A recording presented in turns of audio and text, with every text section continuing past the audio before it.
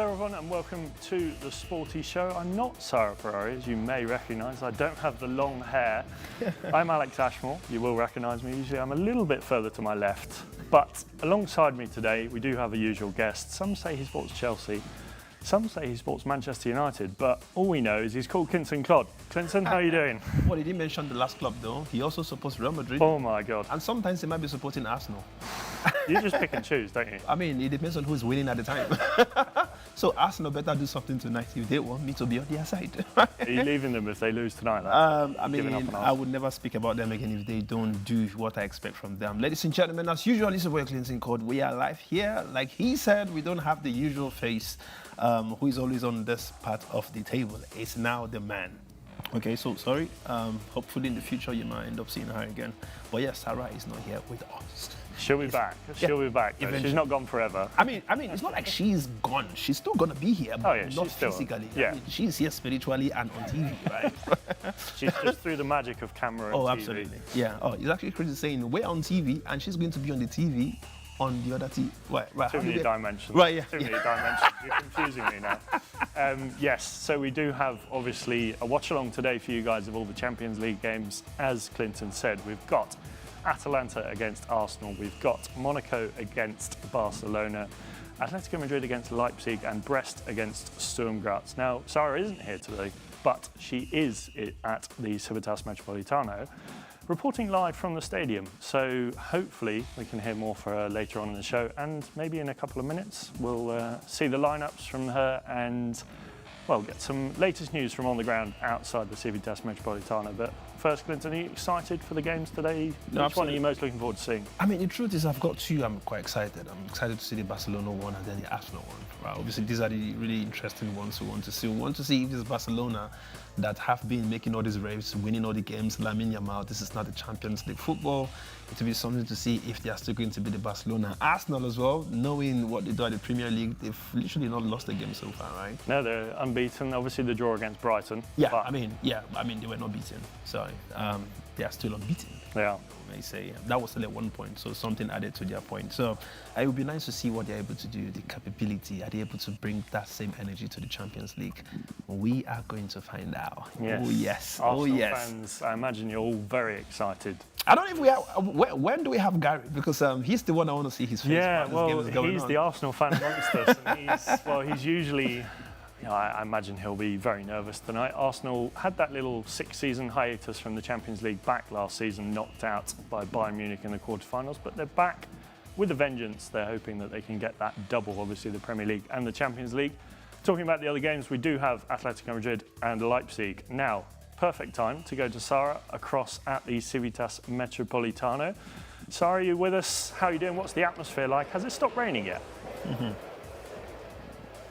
Hello, boys. You made me sound like I wasn't coming back.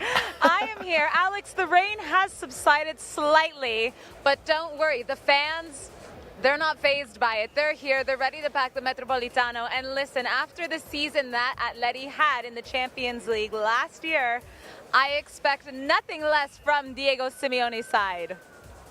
Now, we've had the lineups, I've sent them all, well, I've seen them on Twitter, I've been looking at some of the selections that Diego Simeone has made. Do you want to talk us through some of those players starting for Atlético Madrid tonight? Yes, I'll actually read out both starting 11s. Let's start with the away team. Obviously, RB likes it coming in here, and it's glossy in between the sticks for them. Ram, Lukeba, Orban, and Henriks back four. The middle is Nusa, Haidari, Vermeeren, and the one and only Xavi Simons. And up front, it's Luis Apenda and Benjamin Sesko. Now, Atleti, very, very interesting changes for Diego Simeone's side because there's one Argentine that is getting the start along with a very young Spanish Rodrigo Riquelme. But starting for the Atleti, it's Oblak, Mandava, Lenormand, and Jimenez. Of course, Diego Simeone doing a back three. A packed middle of Llorente, Griezmann, De Paul, Koke, and Riquelme. And up front, yes, like I said, it's Angel, Correa, and Julian Alvarez, guys. The youngster, he's going to be starting his first Champions League match for Atletico. I mean, I was going to go to Sara. Sara, quick one. By the way, I love this, your position. I don't think you're taking it back from me again, right?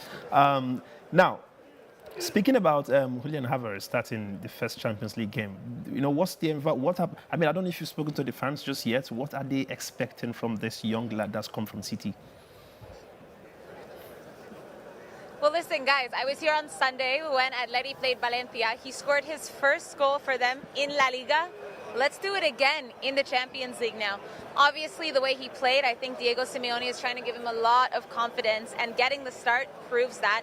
And he's no stranger to the Champions League. He already won the treble with Man City once upon a time. So I think he will be just fine. And he wants to perform in front of the fans. The fans are eager to see this guy.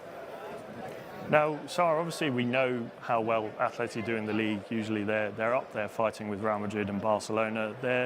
Simeone is entering his 12th season as Atleti manager in the Champions League. Now, it's an impressive feat for any manager. Now, they've kind of, since 2017, fallen off a little bit in Europe. They've not quite reached the heights. They were knocked out by Borussia Dortmund. What do you think is the key for them this season to go that little bit further? Is it the man you mentioned, Julian Alvarez? Can he be the difference maker?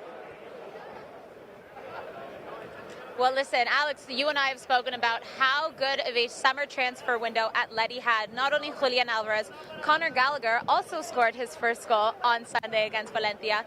Lenormand in the back, a staple for the Spanish national team, which ended up winning the Euros, and of course Longley as well. They had a really good transfer window, and I think after the way, like I mentioned, they played last Champions League season, no one expected Atleti to play with the kind of urgency they did. They really had a point to prove, and yes, they didn't win, but they were such a great team to watch, and they played really good football, and they showed we can do it at the Civitas Metropolitano, and we can do it at someone else's home. So I think with the new signings they brought in and the season they had last year, I think it's time for, Atleti to really make a statement here, and they have the players to do it. I mean, Sara, just looking at that midfield for Atletico Madrid, Conor Gallagher is not having a start so far. Do you think, if you were the coach, Sara, do you think he deserves some level of start for this particular Champions League game? The thing is, Klinton, and we spoke about this yesterday, with the rotation of players, I think coaches are now really starting to look at, okay, we have a weekend match, we have a Champions League match, we have a Copa del Rey match. They're playing too much football. So I think we're really starting to see, even though this is a massive game, it's the first game of the Champions League for Atleti. But I think Diego Simeone is being pragmatic here. He's being smart. He's going to bench some of the players and sit them. And you have a youngster like Rodrigo Riquelme, who has the legs in him, and then Conor Gallagher, if necessary, can come in the second half to do what we expect him to do. But I genuinely think a lot of these teams and coaches are having to pick between players because there is just too much football. Now, just before I let you go, Sara, and enjoy hopefully you found some cover from the rain, although you did say it stopped. It does look a little bit chilly there. Not usual for Madrid in September. But a little word on the German side, RB Leipzig. They've obviously, last season knocked out by Real Madrid. They've beaten Atleti before in this competition. That was 2020, back in the COVID era. Do you think they can pull off a result here, or do you think it's Atleti 100% should get the win tonight? After what we saw between Inter and Man City at the Etihad yesterday, Alex, anything is possible. Listen, these guys have a massive game again on the weekend against Stuttgart, who played Real Madrid yesterday. Or 2 days ago, rather. Nope, yesterday. I'm losing my mind with all these Champions League games. Tuesday, Wednesday, Thursday, I've lost it. No, I think they can. Listen, Luis Openda had an amazing season last year. I expect if anyone's going to get on the board, it's going to be him. And like I said, Xavi Simons, an amazing youngster here, a Dutch, obviously he had a decent tournament in the Euros, but we know what he's capable of. He's very creative in that midfield, so I would expect to keep your eyes on him. But if RB Leipzig, can pull off a draw here, that is a happy point that they're walking away with, because we know the Civitas Metropolitano is a bit of a fortress. Now, having said that, just before I let you go off, can I have a score prediction? Yes, it's going to be Atlético today, and it's going to be 2-0. Wow. Perfect. Thank you very much, Sara. Go and enjoy the atmosphere, and then enjoy the game. We'll speak to you very soon. Klinton, do you agree with that? Do you think they can pull off a similar result? 2-0. 2-0 sounds slightly ambitious. I mean, I wouldn't say, I think it's a normal score, right? But this is Leipzig. I mean, it's not that much of a weak team. When you have the likes of Jamie Simons, who we saw at the Euros, I mean, I don't know if I would say he's still a beast, right? He's one of those that you will look out for. Right? Leipzig, they are not really that much of a bad team. I would literally see a Man City versus Milan. Oh, sorry, Inter. Yeah, and you're going to look at me like, yeah, I'm doing it again. Keep doing this. Right. No, yeah, I think it's going to be the same vibe that we got yesterday between Man City and Inter. I think that's literally what's going to be happening today in Atlético. I mean, Simons is had the experience. Like I said, this is 12th year Champions League, and I mean, I should expect a win from them. 2-0, maybe I would expect more like a 2-1. Okay, 2-1. Goals from... Right, I would... You shout out for the Atleti goals? Yeah, I mean, I would hopefully, I'm hoping that Alvarez does second one goal. And then maybe Griezmann, obviously, he's the guy that somehow he would find something in. But both of them, I'm not seeing them scoring. Like, both of them being on the score sheet. It's one or the other. One or the other, and then be one of the midfielders. I don't know. I'm hearing it very loud and clear in my left ear. I'm hearing it right straight from heaven. I can hear it very loud. It's not going to be the both of them at the same time, but one of them and then a midfielder. Let's see what happens. Okay. Well, you've obviously got someone in the future there, have you? You never know. I'm never going to give my secrets out. But yeah, for Leipzig, let me say Simons. Okay. Yeah. Simons. Whoa, that would be an entertaining game, and I think we'd all want for something like that. We know that Atleti are a strong side, and they've obviously got that defensive solidity, but hopefully we'll get an entertaining game. Moving on to the other one, we've got Atalanta against Arsenal. Klinton. Your man, Adamono Lookman. Look, man, do something. Baby reggae. Look, man, do. You know, I always sing for them because they love my voice, fam. Don't even look at me like that. Like, my fans love my voice. Look, man, do something. Listen, Look, man is definitely having a go today. I don't know what anybody has to say. This is what is definitely happening. I'm seeing him running that left wing. He's running down the damn defenders. He's wiping that. Let me tell you what I see. You know, I always see. I'm seeing Look, man just running and then cutting. Like, the goal is just going in direct. Keeper is going to try to do... Actually, you know what? Wait, hang on, I'm seeing it again, right? What's going to happen is the keeper is just going to stand, literally, and just watch it. Raya will just watch it going. He'll be like, wait, did he just get to the back of the net? That's what we're going to see with Ademola. Now, who is going to win that game? It's a tough one, isn't it? It's a very tough one. And honestly, Arsenal, they're quite strong this season. Well, should we have a look at the lineups first? Yeah. We've got, for Atalanta, we've got Marco Carnesecchi in goal with Berat Dimishiti at right back. They're playing a back three. Isaac Hein, Sead Kolasinac, obviously a former gunner at the left side of that back three. Then you've got Davide Zappacosta, Martin de Roon, Ederson and Matteo Ruggeri. Charles de Ketelaere, Adamola Lookman and Matteo Retegui up front. Now, Arsenal, they've gone for a 4-3-3. David Raya in goal, Ben White at right back, Saliba and Gabriel in that centre-back partnership we know so well. Yeah. Jurrien Timber starting at left back. Declan Rice obviously available after he missed the Spurs game through suspension. Thomas Partey, Kai Havertz in that midfield. We'll probably see him further upfield. Yeah. Gabriel Jesus leading the line with Bukayo Saka on the right wing and Gabriel Martinelli on the left wing. What do you make of that, Klinton? I mean, first of all, Kai Havertz, midfield. I think he will be more of a 10. Right. I mean, it's officially as a midfield. I think what we'll see is potentially Gabriel Jesus and Havertz even up top together. Yeah. I mean, if that's what they end up playing, I think there's slight hope. Because at this point, because Havertz is that guy is the top man. He's the pinpoint, right? And he's between himself and Gabriel Jesus, who is capable of sinking in the goal, is Havertz, right? I feel like Gabriel Jesus is that guy who would just try to deceive and, just run around. I even see, funny enough, I see Gabriel Jesus being more of that 10 than Havertz. Havertz right now is a 9 for Arsenal. Nobody takes away that position from him. And yes, I do understand if they don't have Odegaard, who is the powerhouse. Like, when you say Odegaard, right? Odegaard is like the Kevin De Bruyne of Arsenal. And when you don't have him, I feel like it's... Arsenal winning a game without that guy is like a gamble. You know what I mean? You see what's happened with City yesterday. The moment Kevin De Bruyne left, I didn't even know Haaland was still in the game. No. Because there was nobody. I think City forgot as well. No, no, truth is, I was watching 20 minutes in. I asked you guys the question, wait, is Haaland still in this game? Right? It's to tell you that sometimes you need that creativity in midfield for these guys, these point men to have the ball, to be able to, make attempts towards goal. And this Arsenal without, Odegaard is quite troubling, it's worrying. Declan Rice obviously is back. I mean, I'm quite surprised he's there.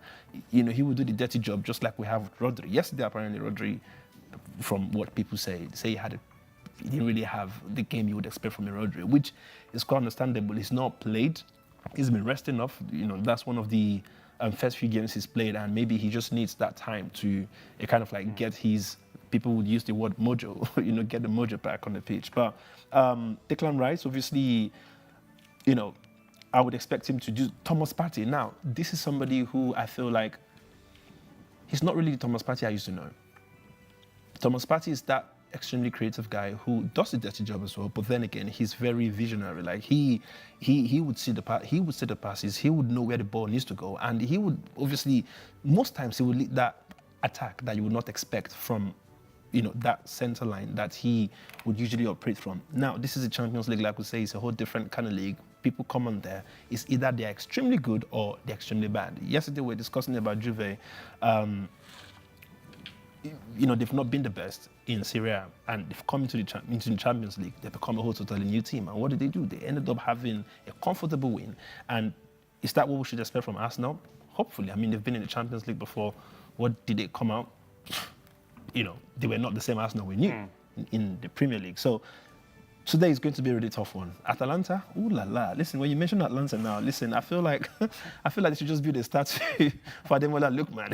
I feel like at the sound of the name Ademola Lookman, it feels like there is a shake. There's some kind of move, something crazy would be happening. He's got a tough defence to deal with. Obviously, Arsenal riddled with injury problems at the moment. Odegaard obviously out with an ankle injury. Mikel Merino hasn't played since his first training session. Calafiori is back in contention, available. Bukayo Saka obviously making that start. Kieran Tierney out with a thigh injury. Tomiyasu with a knee, and Zinchenko with a calf, all out of contention. So Arteta's got a job on his hands. Yeah. Now, before we talk too much about Arsenal and get too excited about Ademola Lookman, let's move on to one of the other games we have tonight. We have Monaco against Barcelona. Now, I mean, before you talk about Monaco and Barcelona, please, we want to hear what your score predictions are. Yes. On our YouTube, the ones on Facebook, please, we are keeping an eye on you as well. Let me know what you think the scoreline is going to be for Arsenal versus Atalanta, which I think is probably the craziest game for tonight. Obviously, we have Monaco versus Barcelona. We're going to come to that, obviously, but please don't give us the scoreline. Don't tell us what you think just for now until we get into the whole discussion. But for now, we've spoken about Arsenal, and then we also spoke about Atletico Madrid. Please let us know what your score is. I'm really, really eager. I'm really eager because these are really tough games. These are tough matches. And right, go on. So Monaco, obviously, probably the smaller of the two sides today coming into this game. They've gone for Philip Cohn in goal, Vanderson at right back, Thilo Kehrer, Mohamed Salisu and Wilfried Singo at the back.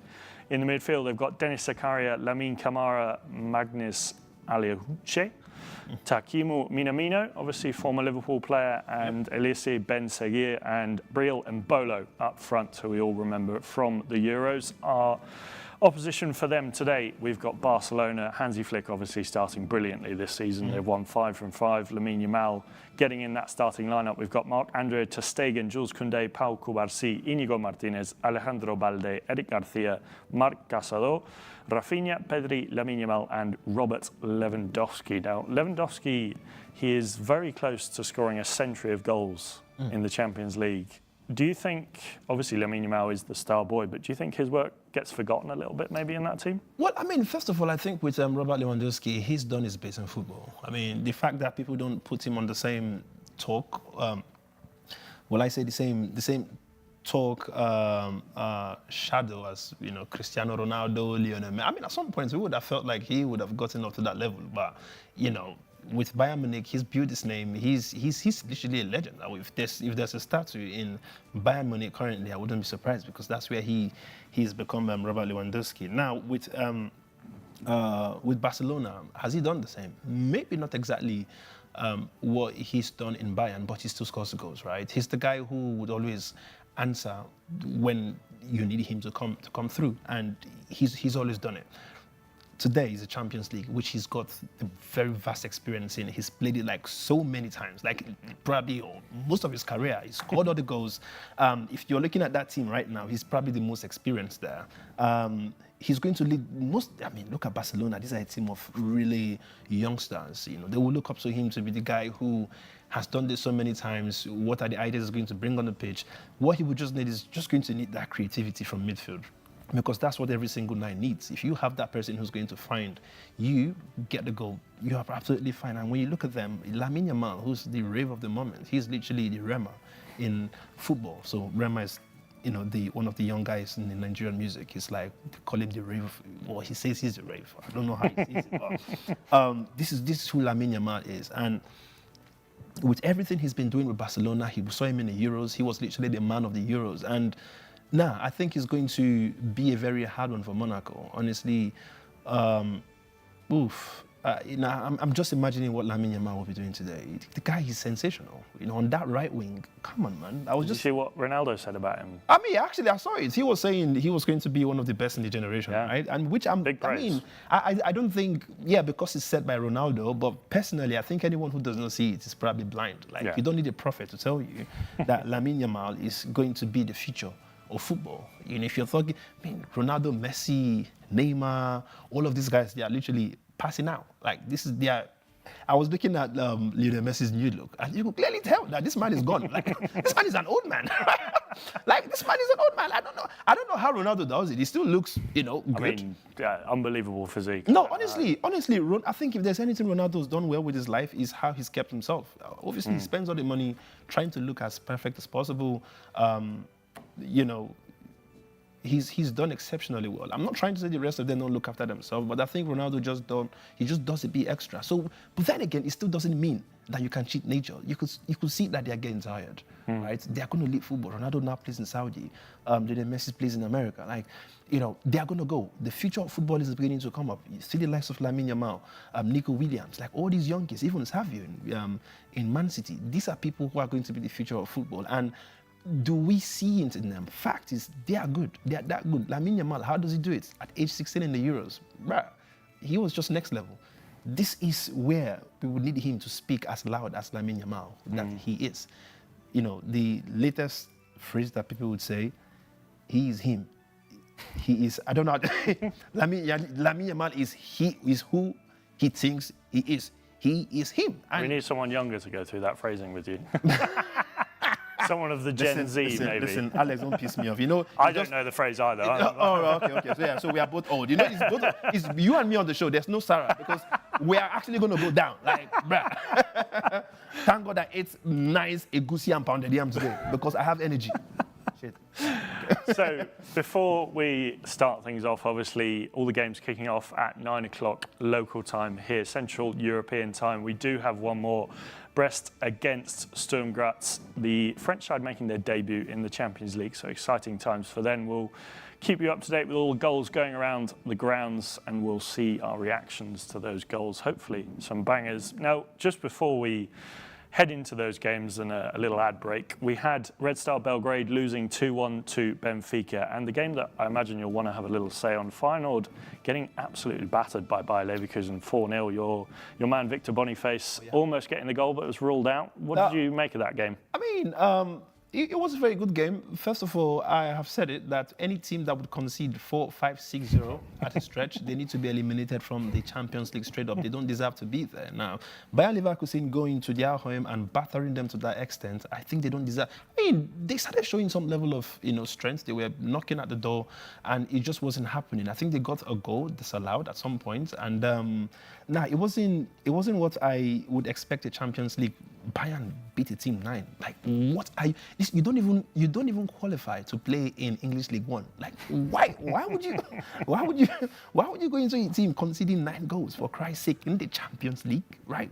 what was that? What was that about? I mean, I think when you're coming up against a team like Bayern Munich, they have an unbelievable amount of quality in that squad. So. No, absolutely. But what's the whole essence of the Champions League? It's literally the best in leagues coming together, right? I understand that there are different leagues who are obviously superior. They've got the best teams, but for you to be the best in your league, it means you should not come in to concede 9. Maybe 3, 4, maybe, and if they even batter you with a 4, you're able to score 2 or 1. That's Champions League football for me. That's normal. But 9? Alex, 9, even in PS5. It's exciting. I mean, yeah. PS5, maybe they need to start writing letters to Bayern Munich. So sorry for that game, as I mentioned yesterday on the show. Yes. A small ad break before we get into the games, and we'll talk all about and react to everything, but we'll see you after this little break.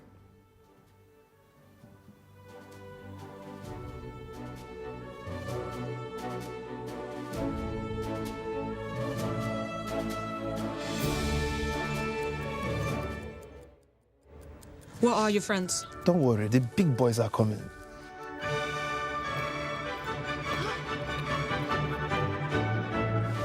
I will stay loyal to you as I am to SportyBet. I will keep you safe and secure like Sporty does my winnings. I will share my booking codes with you and only you. I will... yes, I will be your hero, your true Sporty hero.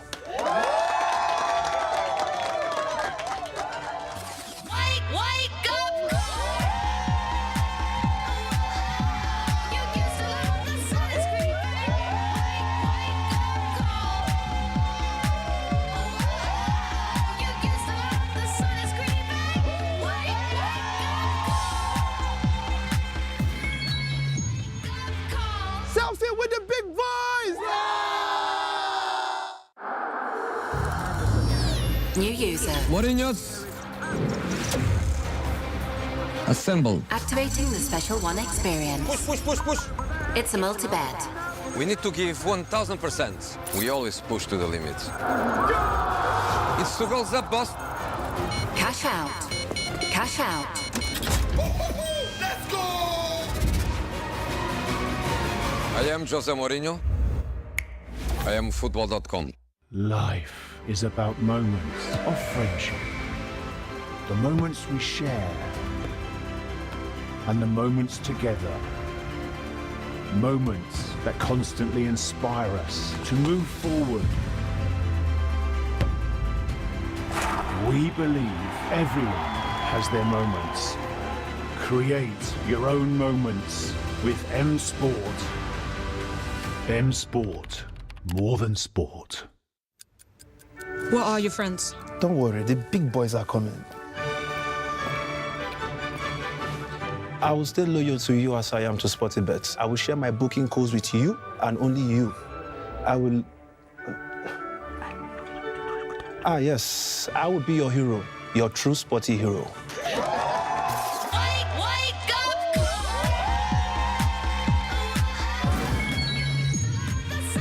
With the big boys!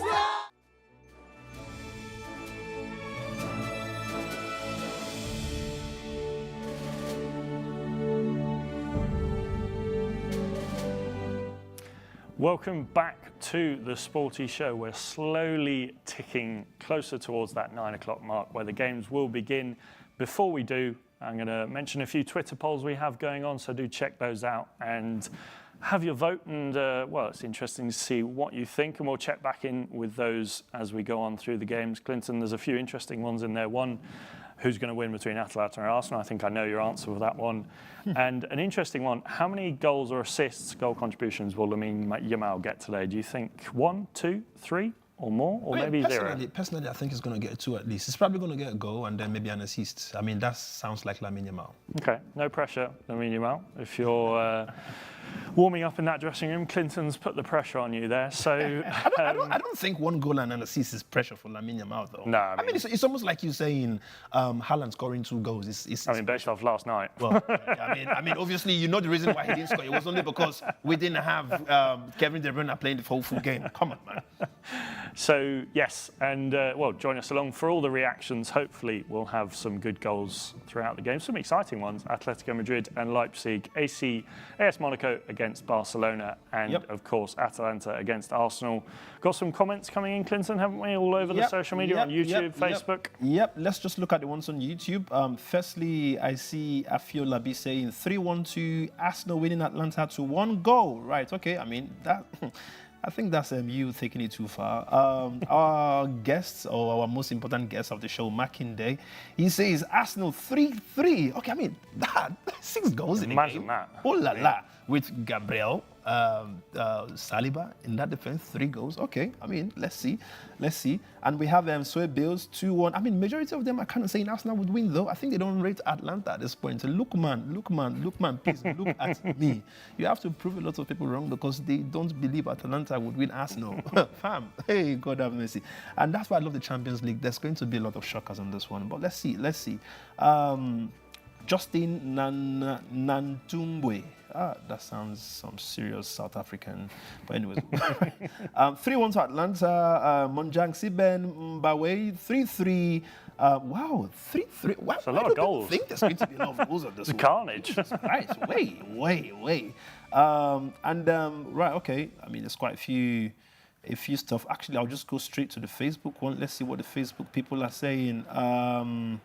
Right, so I think this one's are speaking more on Atalanta 0, Arsenal 0. Oh, I hope not. I hope not. And this is from Seth Pedro Mensa. The Barcelona game, people think Barcelona is actually going to win. Barcelona 3-0 to Monaco, and this from Peter Smith, bottom left B. Please make your name 2 barrel, man. Jesus Christ. Atalanta, this is by Momo G. Jala. Arsenal 2, Atalanta 1. Ta says Atalanta 1, Arsenal 3. It's actually quite unfortunate to think that a lot of people don't think Atalanta would win. By the way, guys, the game has just started, and yeah, we are seeing some. I don't know if I would say it's some kind of upset because I'm seeing most of the balls going around some halves of the pitches. I don't know. It's early stages yet. We're still, well, most games about 1 minute in. Arsenal kicking from right to left, obviously in the new stadium that Atalanta have just finished building, and then obviously Atletico Madrid at home against Leipzig, and Monaco welcoming Barcelona to the Stade Louis II Stadium. It's, well, an exciting time, Champions League football. Didier Deschamps is there in Monaco to watch the Barcelona game. Obviously got his eyes on Jules Koundé maybe. Yep, definitely. And potentially a few others there. Yep, and we have Mbona Kwiku. Obviously, Atalanta is winning tonight. So that confidence is the confidence you need in a job interview, for real. Right, okay, yeah. Shadrach Abo has said Atalanta 1 versus Arsenal 1. So that's a draw. Ooh. I mean, that sounds like something that's some level possible, if you ask me. I don't think Atalanta are coming into the Champions League coming to take it lightly. Obviously, we saw in the Super Cup with Real Madrid, it was not really the easiest one for Real Madrid, but in as much as they ended up clopping the win. But yeah, I don't think they want to let the same thing happen again. But let's see. No. Well, Arsenal first attack here. No, they're stifled by the Atalanta defence.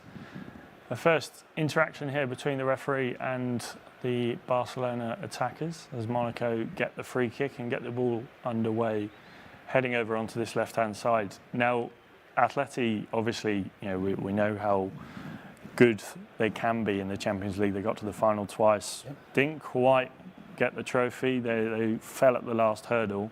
Yep.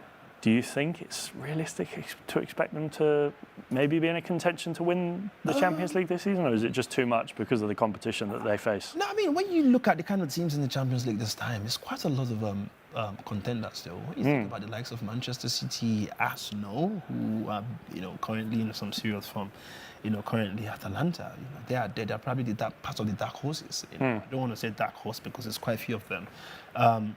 We saw the performance of Juve. We wouldn't really expect them to be contenders, but they are still dark horses as well.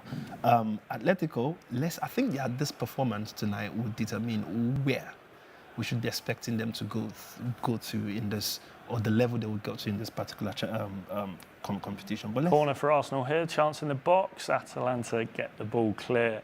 Yeah, I think you're right when it comes to Atleti, and as well as Leipzig come on the attack. Here's a shot, also lovely save there from Oblak. Whoa, And whoa, it's got that's a goal! Woo! We have our first goal of the night. The referee is... Wait, Leipzig just scored a goal? Leipzig just scored a goal? Benjamin Šeško taking the lead towards the German side. Atletico Madrid stunned at home. Marco Rosa there, content with that start. So brilliant start, just 5 minutes in. I think they're trying to complain, but let's see what happens. No, this is a goal. I think, no, from what it looked like, the referee did award the goal. As was a counter-attack, Atleti on the attack, and then they lost the ball. Benjamin Šeško powering forward here through the middle, passes it off. The shot saved by Oblak, and then it comes to Benjamin Šeško for the header. That's definitely a goal. It doesn't look like an offside or anything. A very good header there from Benjamin Šeško. A brilliant save from Oblak, but just couldn't quite keep out the second effort there. Well, that was, I mean, these are the kind of things I love to see in football, though. This kind of early upsets. Like, this is what, okay, Arsenal, they are doing some kind of dangerous attack. Let's see. Ooh, okay, that was a shot, but it's off target. Who's done that shot? Okay, Havertz. Havertz is quite dangerous these days. Yeah. I mean, it's crazy how Havertz has left Chelsea. Obviously, they didn't really rate him in Chelsea as such, and he's gone to Arsenal, become a beast. And, you know, it's ooh la la! Look at him taking all these shots. Nicholas Jackson would always come in the conversation. You're always on about Nicholas Jackson here. Nicholas, my boy. That man lives rent-free in your head. Listen, he will need to start paying rent, you know, because he's just staying there for nothing. And you know, but it's a brilliant start. Slightly better than last night, where we had a PSG Girona game that was rather tense until the 93rd, 92nd minute, where PSG got that lucky, I think is the right word to use, winner against Girona, and then Man City, Inter Milan playing out that 0-0 draw. Yep. Just to recap, if you're just joining us, Red Star Belgrade lost 2-1 to Benfica earlier in the 6:45 local time kickoffs, and Feyenoord were beaten 4-0 by Bayer Leverkusen. It's an interesting start to games today. Atletico Madrid 1-0 down already to Leipzig at home. Yep. They're unbeaten at home against German sides this century, which is quite some stat. Oh, of course. It's not looking good for them so far. Arsenal have had a few opportunities, nothing too concrete. Barcelona seem happy to pass the ball around, as we see Lamine Yamal on the ball here. Yep. No, it's quite unfortunate for Atletico. They're especially playing at home and, you know, conceding that kind of early goal. Jesus. Shouldn't be doing that. And the atmosphere, you know, having experienced the Champions League atmosphere at the Metropolitano is brilliant. Yep. And this looks like a very... fans will be up for it as Atletico come on the attack here. Yep. There's a cross in, but it's... No, it's just gone straight to the keeper. Well kept there by... Yep, and it looks like Arsenal. Peter Galassi. Monaco on the look attack at Monaco. here. As they cut inside from the right-hand side, the shot comes off, and Sagan is able to deal with that very well.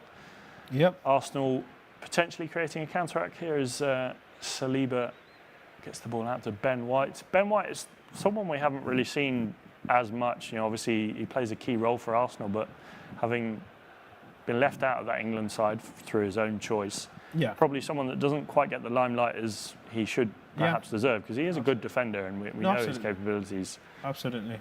You know, but sometimes I think you get to the level of your career where it just feels like you know, you just need to just let low, or just go low, if that makes sense. I mean, he's been playing for some time, and you know, there are obviously young people who are kind of like rooting into football now. So, I mean, look at the likes of Lamine Yamal now. When we speak about Lamine Yamal, you know, you tend to forget other players who are also well, but because these guys are just exceptional, we tend to forget the capabilities of these other guys. Arsenal sending the ball forward quite a lot here, trying to put the pressure on Atalanta, but Atalanta dealing with it so far. Quiet start. It's only 8 or so minutes in for Adamano Lukman. Hasn't quite seen him on the ball yet. No. Guys, talk to me. Who do you think is having the next goal in Atletico Madrid versus Leipzig? Who's coming on the next goal? Are we having some kind of equalizer, or is Atletico getting battered? As well, talking of that, Atleti come on the attack here. Can they do something as the ball is passed out to the left-hand side? And it's a well-stacked bank of 4 and 4 there for Leipzig. Defending well as they win the ball back here, look to go on the counter-attack.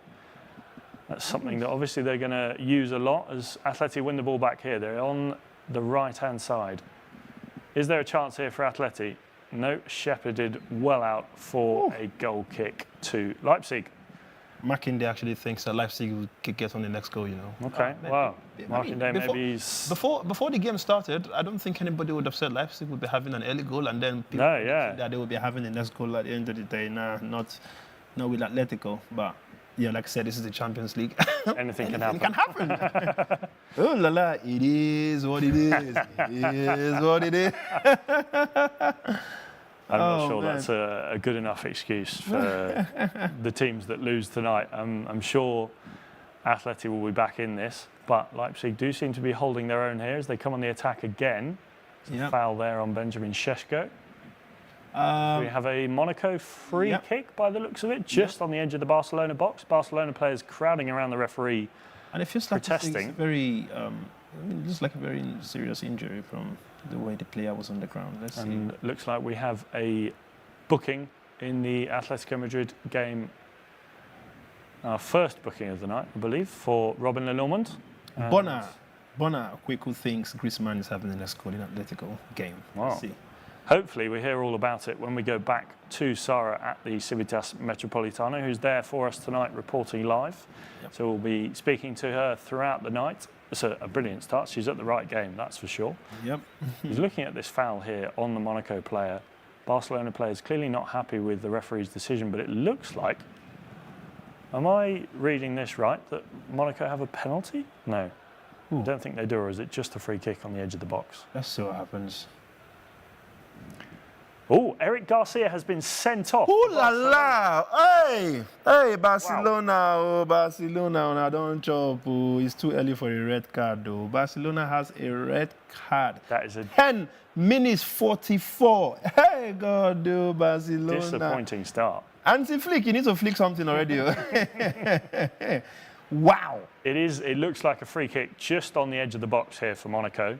Whoa! As Leipzig have a corner here, Xavi Simons looking to swing the ball into Benjamin Šeško as Atleti crowd around here. The ball sends in and it's headed over the bar with the deflection for another Leipzig corner.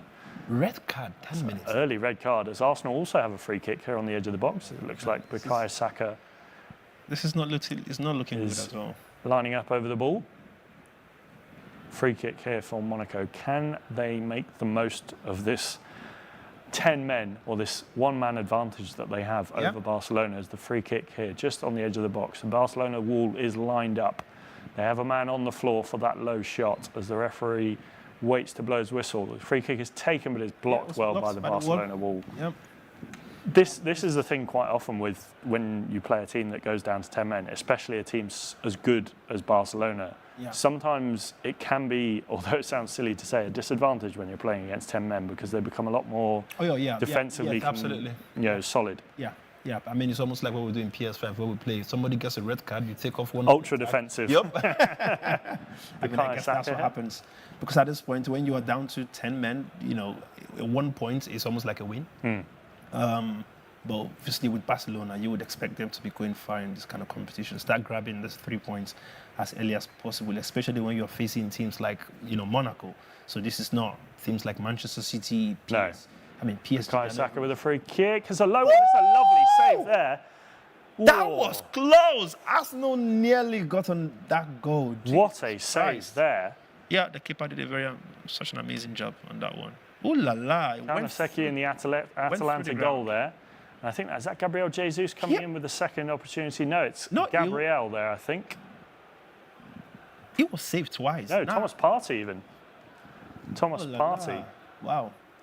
I think we've got to give credit to the goalkeeper on that one, though. That was like double saves. Ooh, it's an early good start for Arsenal there, as well, a double save from Kanoseki in the Atalanta goal. I think Atalanta will need to buckle up, though, because all the attack has just been coming from Arsenal. I've not really seen anything so far. This is 13 minutes, just under a quarter of an hour into the game. Atalanta has not really posed any kind of threats to Arsenal. Arsenal seem to be playing They've had all the possessions in the game so far. But just looking at the Barcelona game, I would really love to see what Monaco will do with this 10-man advantage that they have.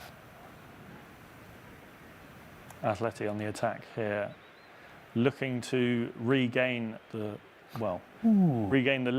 Whoa, look at that! Ooh, Wait! from Monaco Whoa, guys, Monaco nearly scored. It was literally. Whoa! Monaco really making the most of this man advantage they have here over Barcelona. No, but you see, this kind of attack though, a proper striker would take advantage of that. Like, I wouldn't see Haaland missing on that chance at all. No way. No way. Ooh, do you reckon you could have scored that one? Oh, come on, man. Alex, you know me. You know what I'm capable of. You know what I'm... Like, that goal, within a flash, it's literally at the back of the net. Damn, Ayodele thinks it's going to be 5-2 to Arsenal. Damn, 5-2 to Arsenal. Monaco will destroy... Barcelona will destroy Monaco despite the red card.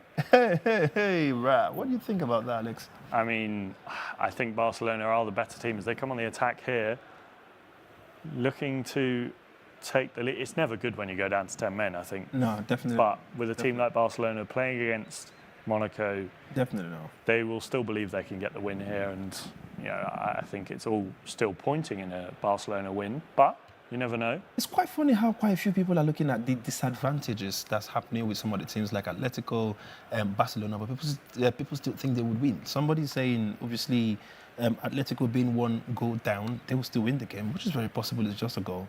Barcelona one man down, and people still think they would batter Monaco. Okay.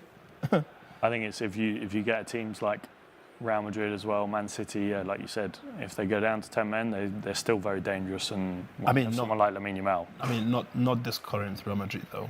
I mean, with 11 players, they still struggle to win. Imagine 10 players. Yeah. Come on, man. I mean, at the end of the day, it depends on the kind of teams they play. If they are playing the team that... this Monaco attack, here's a shot. Ooh. That's a goal! Monaco scored Barcelona! Wow. Aye. Monaco scored a goal! Whoa! Ooh! Word. Bro, this is the kind of upstairs I love in football. I love the Champions League. I love the Champions League. You don't understand. Oh, my God. This is what I love to see. This is what I love to see. 1-0 to Monaco. Barcelona, they are down. Sara, sorry. Wow. That is something. I'm laughing at... You know why I'm so happy, right? I'm sitting at Sara's part of the table and I'm laughing at Sara. Ter Stegen had no chance there. Woo! What a goal. Unbelievable. What a strike, though. I mean, it's a lovely strike. What a strike. Akliusha there coming in from the right-hand side and finishing perfectly into that bottom corner. Ayodele, 5-2. Okay, actually, no, it wasn't Ayodele. I'm looking for the ones who felt like Barcelona, despite going down 10 men, would still batter Monaco. Well, I mean, you have your answers. You have your answer already. No, that's quite sad, though. Jurriën Timber here with the throw-in on the left-hand side for Arsenal. Still 0-0. Just coming up to 17 minutes and 30 seconds gone in that game.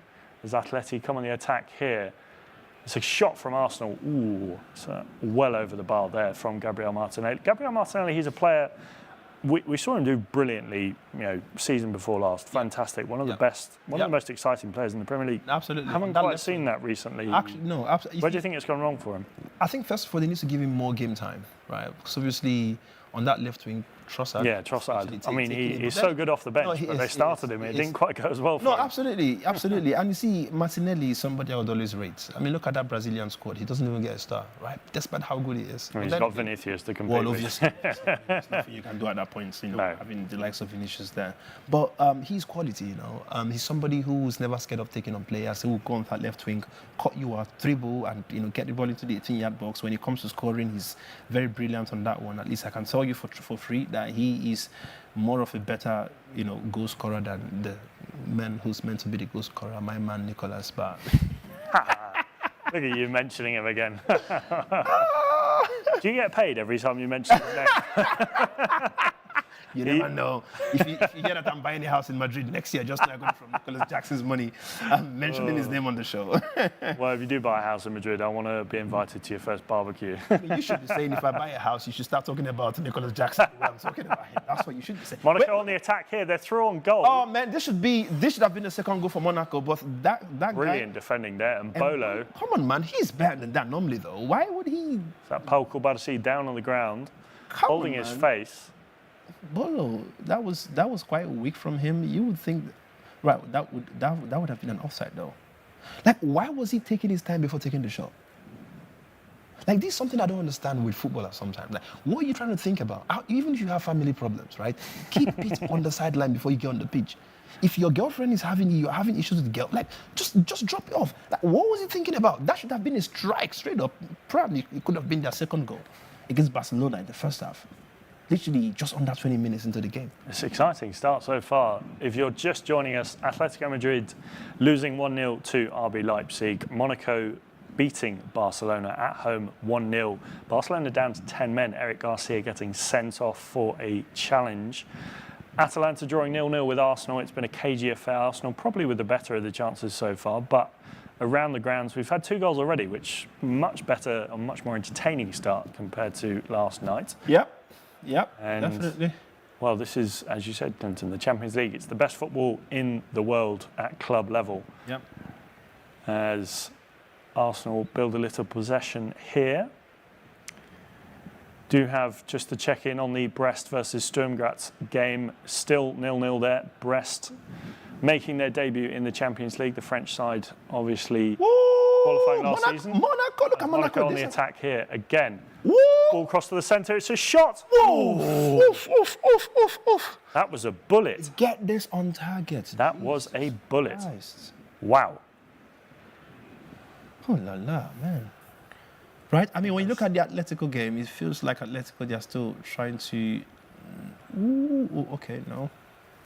I see mirrors of Klinton God there with a shot going wide. Oh, no. Oh, man, come on, man. But no, you didn't have to end it like that. No, you didn't have to end it like that. Oh. Oh la la, man. These games are insane. Okay. Leipzig on the attack here. Obviously trying to make the most of this lead while they have it. There's another Barcelona player there, Lewandowski, clashing with Mbolo. Looks like Mbolo's elbow going against Lewandowski's forehead. And the Polish striker is down on the ground there. Hopefully a recovery for him as quick as possible. Oh, Julian Alvarez, though. I mean, if he loses his first Champions League game with Atletico... Not a brilliant start. Definitely not. Definitely. I mean, what's come to us, like they would say in Nigeria, you know, bata make it be draw. Can you say it? Say that again? Bata make it be draw. You're going to have to say it a little bit slowly. Bata make it be draw. Bata make it be draw. Please feel free to laugh at Alex. Laugh at Alex as much as you want to. Although I'll have it known, if you saw Klinton Codd's story yesterday, he was asking us to pronounce his full name. And I believe I did the best from what you told me. Yeah, I shouldn't have given you that kind of info, man. Oh, man. Now, I love it when I hear British people try to speak or say Nigerian words. Or it's the funniest stuff you would have. Your daily things, Atletico versus Leipzig is going to be 2-2. I mean, there's some level of possibility to that one. They need to start getting in the goals as soon as possible. Monaco... Oh, it's a goal for Brest. Oh, okay. What a goal for Brest. An unbelievable start there for the French side, making their debut in the Champions League. This is a strike from outside the box. It's a low-driven shot. Wow. And it's gone in the bottom corner. Brest taking the lead against Sturm Graz. And, well, a third goal of the night in the 9 o'clock kickoffs. It's been an exciting start here as Leipzig look to come on the attack here. Monaco causing problems for Barcelona, although I say that, Barcelona on the counter-attack here. Lamine Yamal with the ball on the right-hand side. He loses it. It has been countered. It's a good piece of defending from Monaco there. I think at this point, what Monaco just needs to do is just to make sure their defense is as strong as possible. Obviously, having the likes of Lamine Yamal on that right is obviously one of the most dangerous wingers on the planet as we speak, and he would pose some serious threats. He would literally come up with anything, anytime. So they just need to be very mindful of that young man. Yeah, I think the danger is they don't want to go too defensive because... I mean, I think it's quite too early for that. Yeah, it's still 20, just coming up to 24 minutes into the game. Yeah. If they go full-on park the bus now, it Yeah. could be a dangerous game, and it could be a back-to-the-wall job for the rest of the game. You know, Barcelona will make the most of that. And No, but sometimes, you know, some teams, they score one goal and they just feel relaxed and feel like, yeah, there's nothing to do. But all I'm saying is you just need to keep an eye. Oh, as they come on the attack, Hey! through on goal, but No, Ter Stegen no. able to reach that as he makes the clearance there. Monaco really... Atleti coming on the attack here, but it's well thwarted out by Leipzig. Come on, Arsenal, Atalanta. Come on, this is meant to be one of the most exciting games tonight. We need some upsets. We need things going on. We need goals. Look, man, where are you? Look, man, do something. Well, let us know in the comments if you think Klinton's getting signed to a record deal with his singing abilities that he has tonight. I mean, 100%, I'm not getting signed to Bad Boy Records. Griezmann there with the shot for Atletico Madrid. It's been a tepid start for the Spanish side. Leipzig have come to the Spanish capital here and I think surprised quite a few people. It's not the result we expected. You went for a 2-1 win to Atletico Madrid. Sara went for a 2-0 win, so she's already gone. So you could still be on for a correct result here. Listen, Makinde says, Atleti losing. Obviously, Sarah is going to watch the game. Her team, Barcelona, losing at the same time. Nah, it's a really bad day for Sarah. Sarah, sorry, yo. Sarah, sorry, yo. Well, that was an attack for Atleti. Look at that shot from the number 10. Angel Correa is well blocked there. That was a positive deflection from the... So Atalanta come on the attack here. Can your man Ademola Lookman get on the end of a cross here? Let's see. Ball sent in, but No, Arsenal that was a poor defend cross. very well. Arsenal have only conceded one goal this season, obviously against Brighton, probably the team that you wouldn't have expected them to concede against. They got that win against Spurs. Yeah. Do you really think they can win the title this season? Is it a possibility? I mean, when you look at the likes of... I think for me, what I see is if Kevin De Bruyne stays fit, nah, definitely not Arsenal. I think it's still going to be City. When you look at that Arsenal, you know, as much as they are very solid, right? But come on, City. See, did you see the bench from City yesterday? I mean, it was stacked is the only way to describe it, really. And it's almost like when you look at Real Madrid and, you know, having the likes of Endrick, Vasquez sometimes, obviously. Ooh, hang on. Was Monaco on the attack here? The ball sent in. Oh, it's a shot, and it's there by Ter Stegen. Barcelona in trouble. I don't know if we can get maybe a welfare check on Sara there. No, definitely. Because I imagine she has this game on her phone, and it's not good viewing for Barcelona fans. Definitely not. Oh man, she's going to be so upset. There's still time though. There's still, there's only 25 minutes into this game. Yeah. Barcelona, yes, they're down to 10 men. Yes, they're losing, but Hansi Flick is. He will know what he wants to do. At the end of the day, this is one of the times when they feel, they are going to be tested when it comes to their coaching skills and, what is possible and what's not. Let's see what he can pull off with a 10-man Barcelona. Monaco dominating possession so far, 56% share of the ball here tonight. As a chance there. Oh, it's a goal. Is it a goal? No, it's a poor off the line there. No. Atleti with a chance, but the ball was headed onto the back post, came back to the goalkeeper, and he just managed to gather it. Look at Monaco. Look at Monaco. Oh, it's a shot to goal. Lamine Yamal scores. Oh my God. Lamine Yamal scores. Head over Lamine Yamal scores. If you haven't already, head over to our Twitter poll and vote on that. How many goal combinations? How many goal contributions? I mean, I said 2, right? Yeah. For Lamine? I said 1, so I need him to stop now. No, I think it's too early for it to stop now. Lamine Yamal has a goal. Oh, Atleti equalized. Atleti, Griezmann has a goal. Wow. I told you, it's that Griezmann or Julian Alvarez. Okay. I mean, Sara. I mean, just imagine Sara's face going from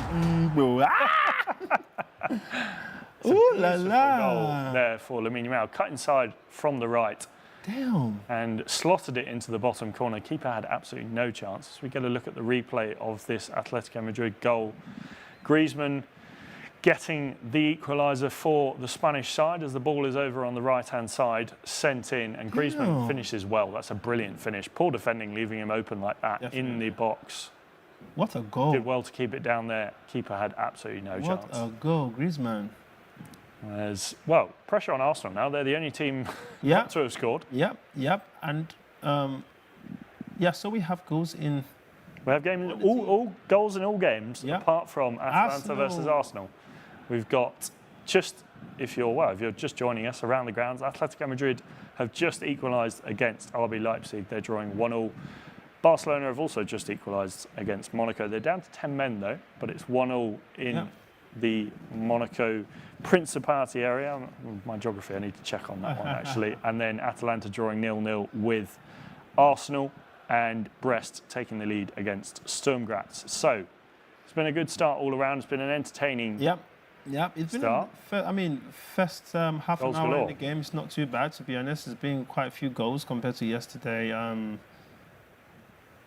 Ooh la la. Sara will be very happy with this result so far.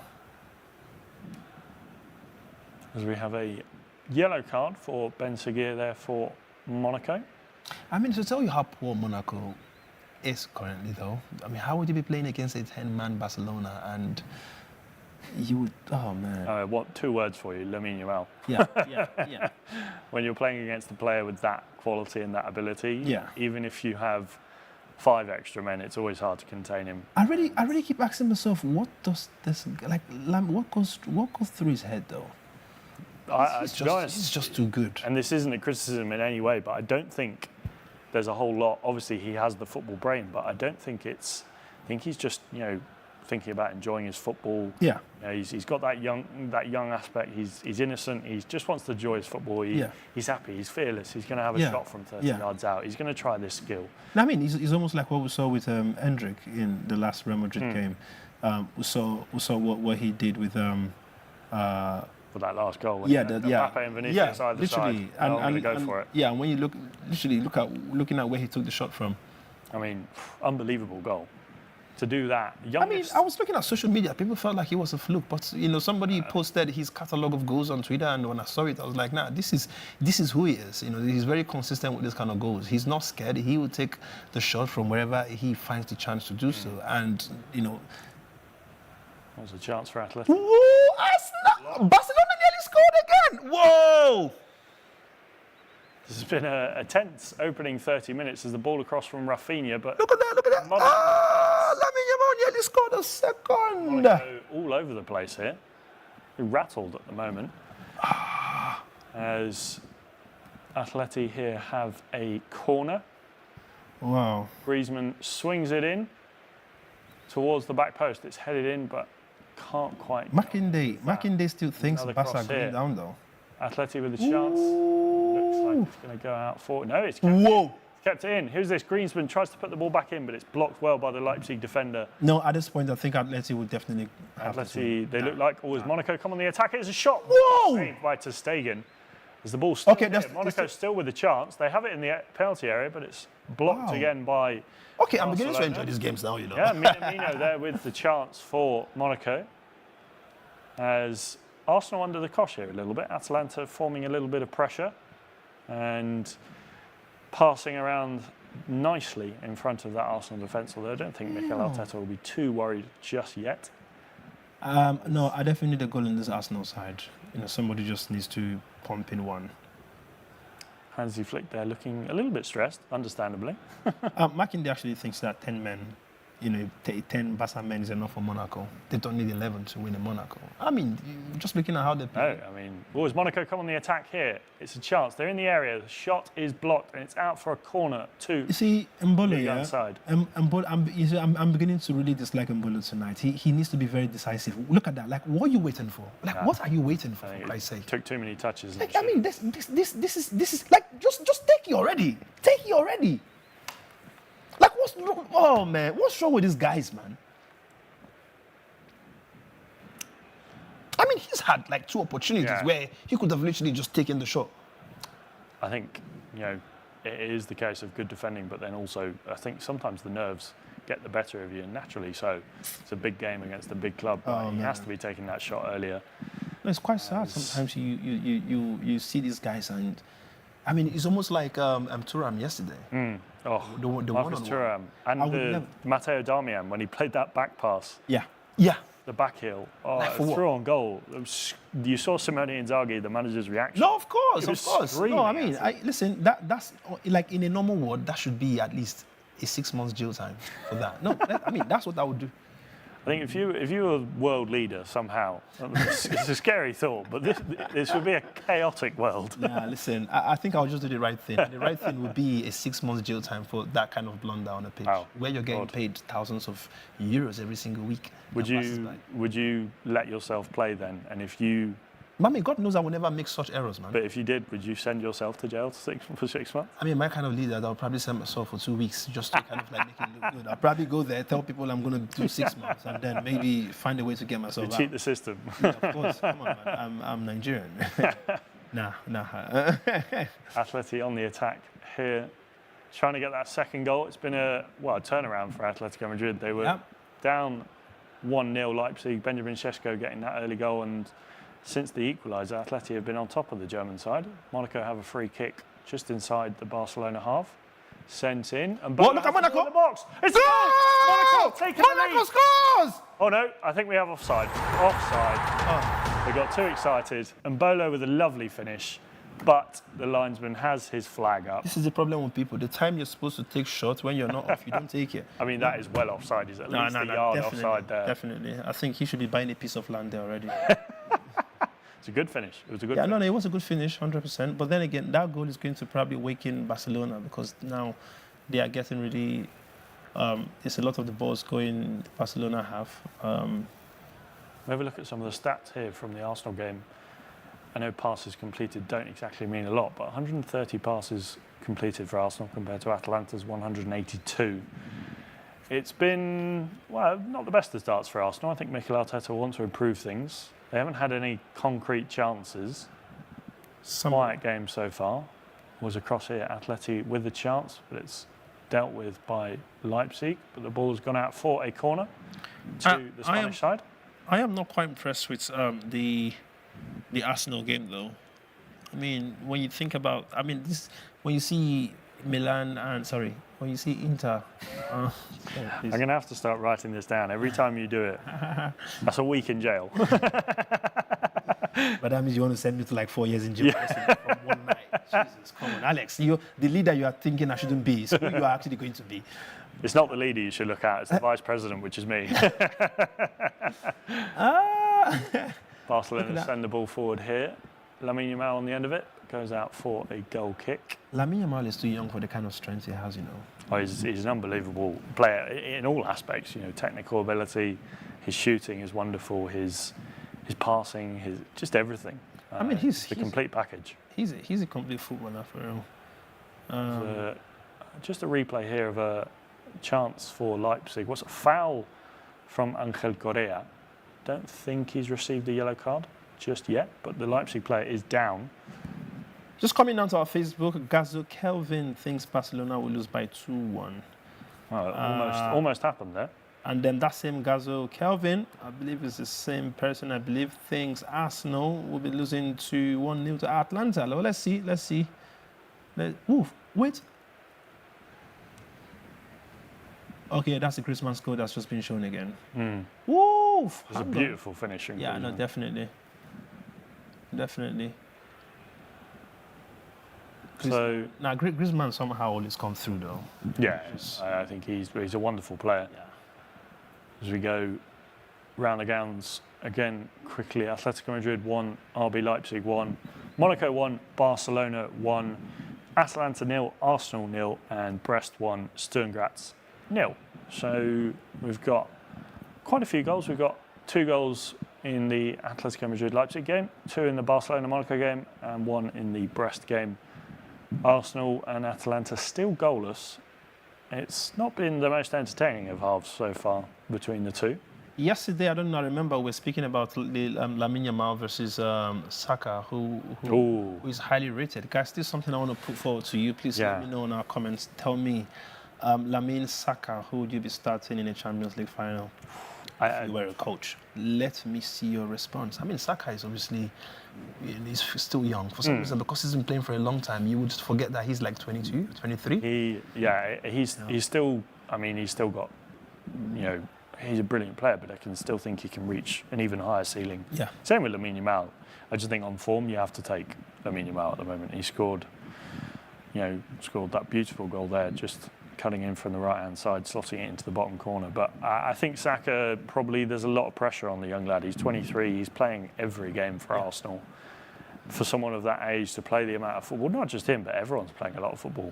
I mean, I don't think there's anyone in Arsenal who would be the right fit for that right wing for Arsenal, though. No, they need some backup. Obviously, you know, you look at Raheem Sterling, potentially he could play on that right side. I know he's more of a left-sided player usually, but if needs be, he can. Yeah, but then again, this is the problem with when you take players away from their rightful positions to this other place where this is like their second position, right? They dare not to deliver to the level. I mean, look at Doku, for example. You take Doku from, I mean, he plays both left and right, but when you put him on that right, you will see that it's not really showing that high potential Doku that you see on the left. And that's why I would never look at even Vinicius. Sometimes when even Mbappe too, with Real Madrid, Mbappe not playing on the left that he's used to in PSG and even for France. You see, he's not. Actually, look at that Atlético. That's gone. No, I think that pass should have gone to the left. Out to the right-hand side. The ball gets put in. Nah. Leipzig managed to clear here. Yeah. I think, firstly, that pass should have gone to the left. Bit of miscommunication there, perhaps, as a good chance there for Atletico Madrid. Leipzig able to deal with the pressure.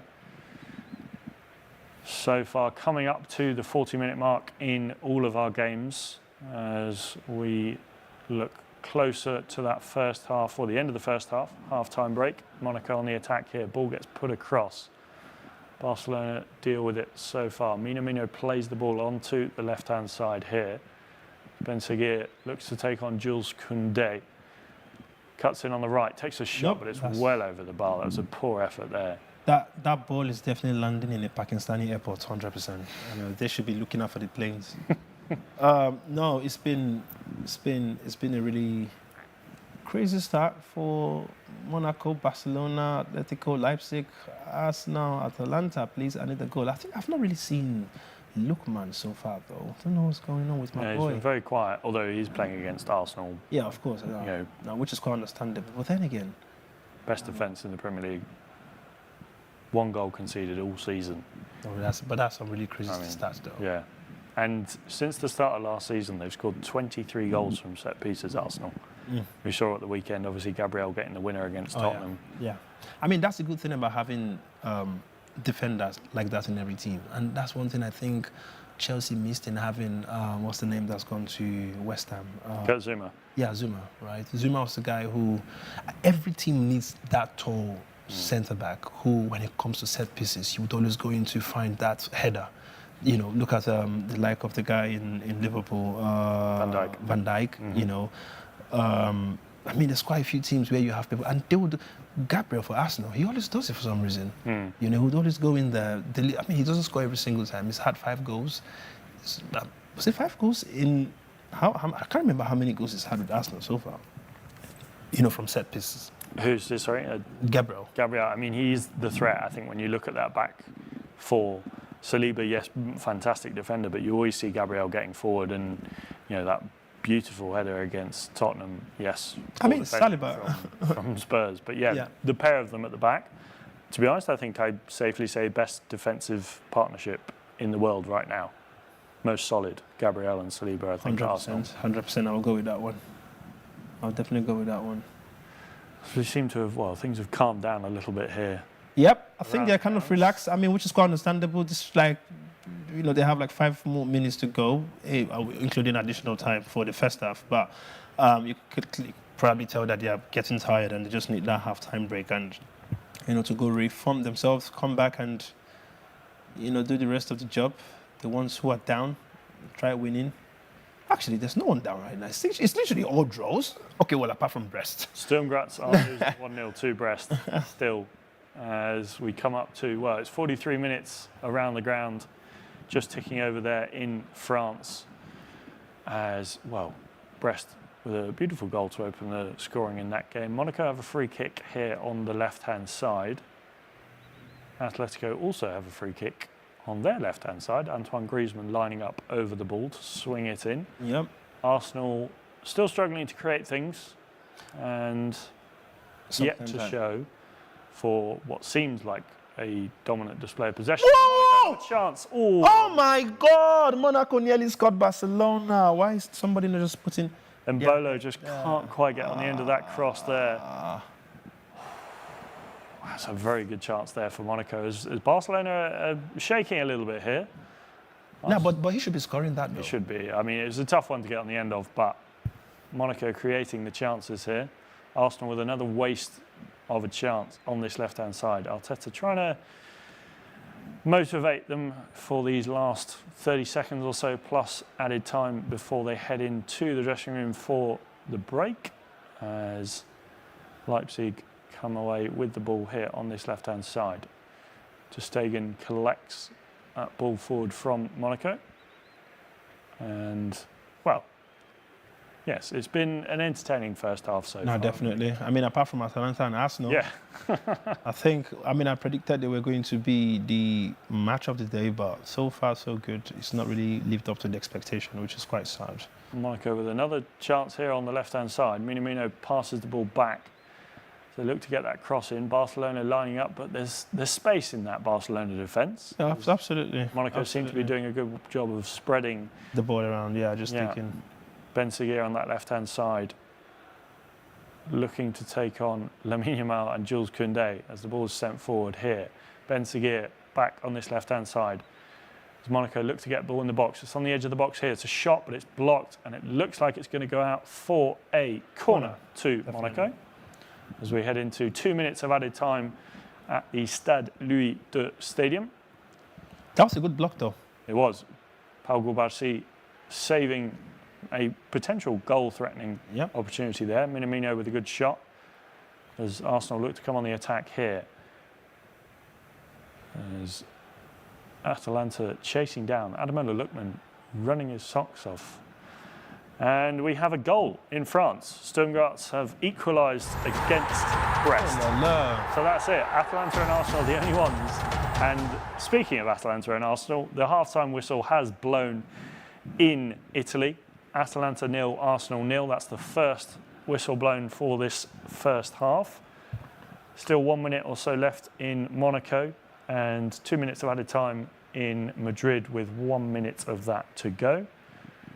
What a day. It's been an eventful first half, but in Italy, Klinton, Arsenal, do you think, I mean, this is obviously not what we expected from Arsenal, but do you think it's perhaps a case of they played on Sunday, they would have had a rest day on Monday, they would have been training Tuesday and Wednesday and then travelling to Italy perhaps either early this morning or last night.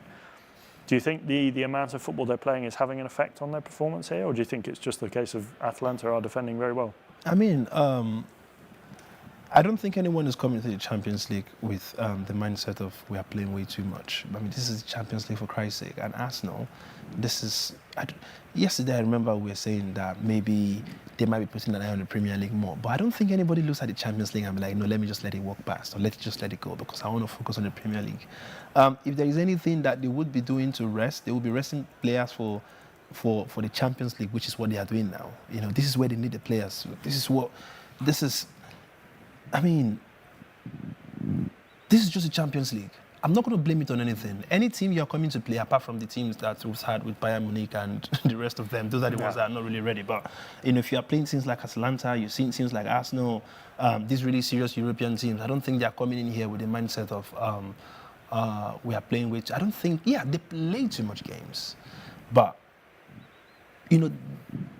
they're also playing tough teams, and it would obviously show on the pitch. And this is what we are seeing. You know, they are not used to playing these teams. They are used to playing people like Brighton, Manchester United, Liverpool, and then all of a sudden you see Atalanta. And come on, these are the kind of things you would expect. You would see upsets.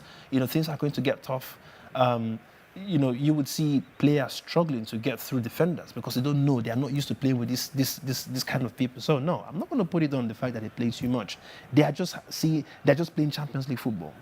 I think, yeah, it is the case. Arsenal, perhaps, we expect them to roll over Atalanta, but Atalanta are a good side, and you know they've put up a fight so far. Ademola Lookman not quite getting enough on the ball as we go around the grounds. Obviously, half-time in Italy between Atalanta and Arsenal. It's 0-0 there. Monaco and Barcelona 1-1 at half-time. Barcelona down to 10 men. And we also have half-time in Madrid. Atleti 1, Leipzig 1, and half-time in France. Brest 1, Sturm Graz 1. So it's all on Atalanta and Arsenal for the second half.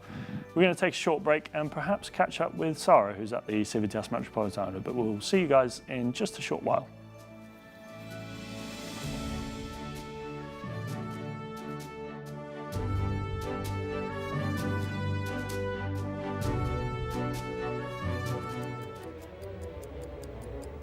What are your friends? Don't worry, the big boys are coming.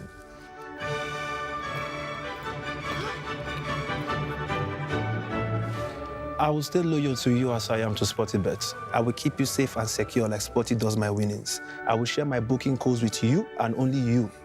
I will... yes, I will be your hero, your true Sporty hero.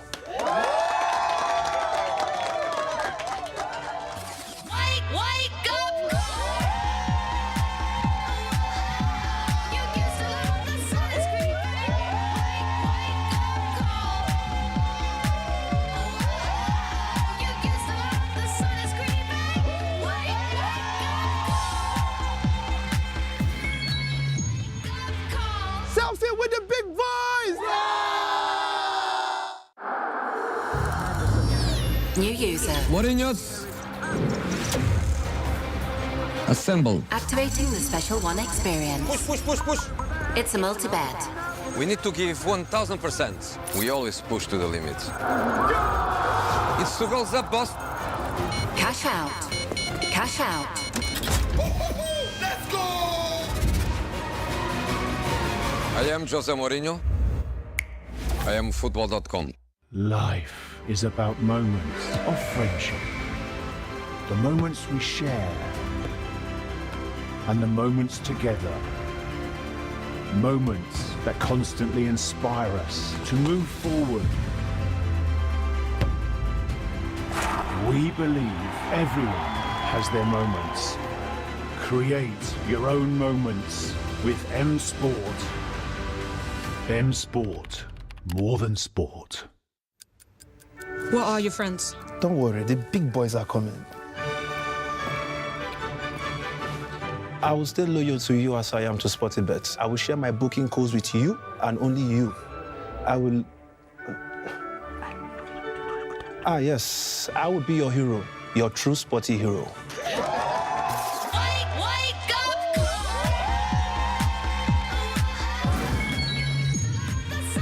With the big boys!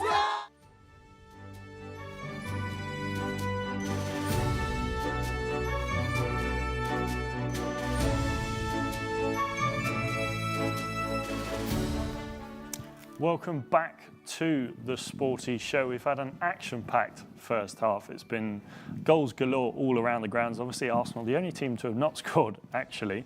But we're going to head to the Civitas Metropolitano and check in with Sara Pereira. Sara, how's it going? How's the first half been? An entertaining one, I think. Yes, hello boys, coming to you from inside the Civitas right now. So sorry if it's a little loud. The fans are going crazy. They've not stopped screaming since minute one. Obviously, RB Leipzig got, the lead there. Benjamin Sesko took advantage and did what he needed to do. But I have no idea where Atletico Madrid would be without Antoine Griezmann. This is truly the engine of this team. He's been fantastic, hasn't he? I think Klinton and I were saying how it was either him or Julian Alvarez. Absolutely. Now, Sarah, the moment they went down 1 goal, talk to me. What was the mood in the stadium? They got louder. Klinton, they got louder. They said it doesn't matter. Don't even stress. Yeah, and you know what? Good for Atleti for being able to bounce back and show some resistance here, because going down that early at home, it's obviously not what they planned for. I think when you look at this first half, it's been, well, action-packed all around the grounds. As I said, Arsenal the only team struggling in front of goal. You've maybe been keeping tabs of the Barcelona game. Have you been seeing that Monaco are probably the better team? Klinton, tell me his name. Say his name. Say his name. Lamine Yamal. Lamine Yamal. Lamine Yamal. Now, Sarah. This guy is unbelievable. Now, Sarah, listen, obviously, at some point it was Atlético down by 1 goal, and then Barcelona had a red card, and then they scored them. And obviously, your fans on our channel were saying, please check on Sara, right? And we felt like we needed to check on you, because the game you've gone to watch, they were down by 1, and your team, Barca, were down 1-0 with a red card. And they were quite concerned about your mental health. Sara, tell us, what were you feeling like at that point in time? Well, to be honest, I wasn't too worried. Atleti showed resistance, like I said. And because the goal was so early, I said, okay, let's not get ahead of ourselves. Obviously, this isn't how they want to start their match, but they've been fighting. They've been really trying, and they're just struggling a bit in the final third.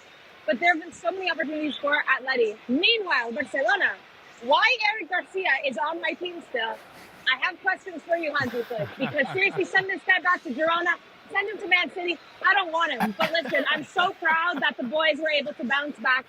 10 men, and Lamine said, no worries.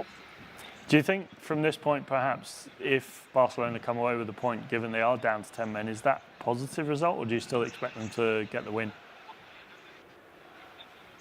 I think a draw is something we have to accept. I think they still need to continue these next 45 and really go for it. But at the same time, you don't want to be too attack-minded and then concede again, obviously. So if they have to take the 1 point, take it. These situations happen, obviously, but it's a bit of a hard hit here, obviously. Going down to 10 men in the 15th minute or so, it's not what they wanted. But I'll take a point. Now back to, well, the game you're at, the Civitas Metropolitano. It's been, well, from the looks of it, a good atmosphere. Going into the second half, do you feel like, I mean, the impression that I think Klinton and I got that Atleti were the better team after the equalizer, do you think they can carry on in the same vein in the second half? Yeah, I think we'll see some subs here, though. Angel Correa hasn't been great this evening, really struggling finishing. I think that could be a move for Sorloth to come in. Also, of course, your boy, Conor Gallagher. I expect to see him get in here as well, some fresh legs. Obviously, the ability to create a lot for Atleti, and they want to go up, they want to win at home. But yeah, I mean, I expect Atleti to continue pushing. Just another side note, though, on Leipzig, because they've done well so far. Xavi Simons, I don't know if you guys have been watching him, but my oh my, what a player he is. It is, I think, to be honest, that most of us, you know, Klinton and I were probably expecting a little bit of an easier run for Atletico, and knowing their record against German sides and Simeone's record in the Champions League, do you think, I mean, Leipzig have played well, do you think that they're happy with the point? Does it look like they're settling in for the draw, or do you think they still have maybe a winner in them? I wouldn't say so. It's been a really aggressive match. I mean, you guys have seen, it doesn't look like either of these two sides are backing down. They're starting to get really feisty, and halftime came at a good time to kind of maybe get these guys to relax a little bit.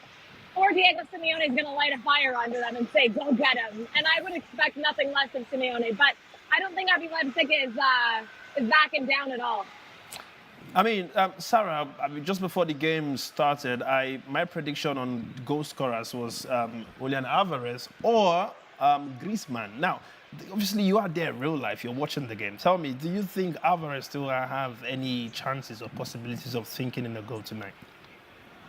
I think so. I think he's been great. His cousin's been lucky enough to get some of those chances, but I think he will. I think if someone's going to score, it could be him. I'm really happy Antoine Griezmann scored because, as I said, there's no Atleti without Griezmann, or there's no Griezmann without Atleti. This should go hand in hand. But I don't think I will see Angel Correa staying on for much longer. So if that's the case, Julian Alvarez should stay on, and I expect him to keep an eye on him, is all I'll say. Well, here's to hopefully an entertaining second half for you, Sarah. Thank you very much. Enjoy the second half, and maybe an Atleti win there. But we'll catch back with you soon. Klinton, looking forward to these second halves. I think Arsenal is probably the most disappointing performance so far. I mean, what do you think they need to do in the second half to change things around? Well, I mean, firstly, I don't know where Trossard is. I mean, he is that guy that obviously he's very better off coming in, let's say at 60 minutes or something. There's this spark that comes with Trossard. First of all, you look at Trossard's face, he looks like a kidnapper. He looks like an assassin or something. The moment he comes in, there's this level of confidence. There's this thing of, scare that he brings in. There's this spark. It's almost like what we were saying about Doku coming in yesterday. It's exactly the same thing I see with Trossard. And I feel like this is the game he needs to come in and cause some level of upset on that left wing. Martinelli isn't really doing it so far. I mean, he's a hard-working player. It's not really a bad one. He's doing so well. But I think we just need that, Trossard change, that fresh anointing that, some gospel people in Nigeria would use normally. And then, like I said, Odegaard is quite somebody that Arsenal misses because he's the most creative person in Arsenal so far, currently for me. There's just something he sees that a lot of players don't tend to see, and that's something Arsenal, they tend to be lacking today. But if I was Arteta, I might start with bringing in Trossard at least to change something in that Arsenal squad. I think, I do agree. I think Trossard obviously has that ability off the bench. Arsenal will want to kick their Champions League campaign off with a win. I think anything other than a win will be disappointing for both Arteta and the squad. They're wanting to put themselves up with the best in Europe, compete with the likes of Real Madrid, Man City, Barcelona, obviously getting there as well. As the teams come out for the second half here, we've got Eric Garcia already in his tracksuits by the look of things. And I think we'll have the Brest and Sturm Graz game back very soon, as well as Atletico Madrid versus Leipzig. Klinton, second half, Atleti, Leipzig. Where do you see this one going? I mean, firstly, it's when you talk about people going first half, coming back for the second half, I wouldn't say it's just one team that are getting battered by their coaches. It's both sides. Both sides are saying we are coming back on this one. We are going to prove why we are here to play Champions League football. Obviously, it's Atletico, and they would be looking at winning the game in their home. They don't want their fans leaving there disappointed. Like Sara said, they were down 1-0, but then the voices or the sounds got really loud. That's what fans do to get their teams to win. But second half, I would be expecting Atleti to bury the game. Obviously, Leipzig, they've not been too bad. Obviously, they scored first. But we've seen that Atletico, they've been more threatening than Leipzig. And if they are going to rest, coming back, I think is going to be even double of the energy they've put in the first half. So I will still, keep an eye on Atletico. Yeah, I think it will be a key second half here, whoever, to be honest, I think in this game, it sounds cliche, but whoever scores next wins. I think Atleti finished that second half well. And Champions League, mate. I know anything can happen. Whoever scores first. You're right. Now, as the players come back out here for Monaco and Barcelona, just before they kick things off, Atalanta and Arsenal getting going already. Barcelona, I feel like it's safe to say they shouldn't be happy with the point. They want to get the win here. No, definitely. I think this is a team that should be going home with 3 points already. Starting their Champions League run with a loss to a team like Monaco. I think that's not the best start in the Champions League run. But like I said, this is the second half. Coaches are going in to speak a lot. I would imagine Pep Guardiola, if he was the coach to Barcelona right now, hitting the wall and, the Pep Guardiola way. Or even Vincent Kompany. I've seen him scream, and I was watching a video of him screaming at the Burnley players. Yeah. Obviously, people say they will not expect him to do the same in Bayern because these are a whole different level players. But this is what I would expect coaches to do in that halftime. Speak to their players, try to rearrange stuff, motivate them and say, yo, this time we are coming in and we are not coming to joke, we are coming to win the game. Mbolo, it's somebody whom I think the coach for Monaco would be screaming at because he's done quite a few things I want to expect somebody who should be taking, the right decisions to. He's done quite a few wrong things there. Yeah, he's performed well so far, but his decision making just has to change, with that Monaco side. I think, well, just looking at here, Monaco making a change as we get into the second half. Kamara coming off for Golovin. I think, well, that's the first change we've had in this half-time break. Barcelona yet to make a change, although they are down to 10 men. Looking at all the games now, Arsenal and Atalanta underway here. Well, about 2 minutes into the second half, Arsenal kicking from left to right, trying to break that deadlock. I think, well, Arteta will have had his word with the players at half-time and told them what they need to do as the Leipzig players come back out here at the Metropolitano. So, impressive tunnel there, the new stadium, obviously seating about 60,000 people now, and an experience in itself going there for a Champions League night. As we have a foul here on an Atalanta player. By Thomas Partey. Yes, as Atalanta come forward here on the left-hand side. It's a ball forward. Can Atalanta make the difference here? Oh, that's a penalty. And it's that's a penalty to Atalanta. Penalty to Atalanta. Whoa! The referee has pointed that was obvious, the though. spot. That was a poor foul. That was We'll obvious. get the replay on this to see That was obvious. Thomas Partey beaten for pace there on the left-hand side, bringing down the Atalanta forward there. Yep. That's referee made the right decision and pointed to the spot there. Yep. Arsenal about to go down. Arsenal about to go down. Where's remember what Gary said on the show? The black Ghana Ghana. Woo! Arsenal about to go down. We also get underway in France. Brest and Sturm Graz underway in the second half, of course, 1-1 there. As we look at Leipzig making a change, Baumgartner coming on for Nusa. As we look again at this replay, Thomas Partey, I think it was a foul bringing down. But then again, I didn't think he should be doing that though, because clearly Saliba already covered. Why? He didn't have to. I think it beat him for pace, and it's curious to see where Ben White was, because obviously he's at the right back position. The ref that looks, there was a time people felt like this ref was the father to, what's the name of the Arsenal, the guy that we're expecting to come in. Trossard. Right. I do see the similarities. No, they actually look alike. When I saw him the first time, I was like, no, this is Trossard's dad. It has to be. Looks like Matteo Retegui is going to take the penalty, but before we have it, we do have a VAR check, as is per usual now in football. We see it wasn't a shirt grab, but it was definitely an arm grab. And I think... you know what I think they're thinking now, right? Perhaps maybe he's gone down a bit too easily there, I think. He may have gone too easily, but then the grab, right? The grab happened just outside of the box. And then when they go into the box, it was that hand. So I think that's... maybe looking at a free kick. Yeah. As, well, the penalty check's still ongoing. Checking on that, obviously, foul from Thomas Partey on Ederson, Ederson already been booked. If this is deemed diving, is that a second yellow card? Does he deserve to get sent off for that? That's a really good question. We're waiting. I wouldn't really think that's a dive though. No, I think it was more just of a fall. Oh, the penalty stands. Penalty stands. VAR check is over. Atalanta still have the penalty. As still, I believe it will be Matteo Retegui standing there over the penalty spot with the ball in hand. Lookman protecting his fellow player from any oncoming Arsenal players. Arsenal, I think Mikel Arteta will be disappointed with that start to the second half, and there's a lot of work now to be done. Just as Atletico come on the counter-attack, the ball into the box dealt well by Leipzig. There was totally no reason for...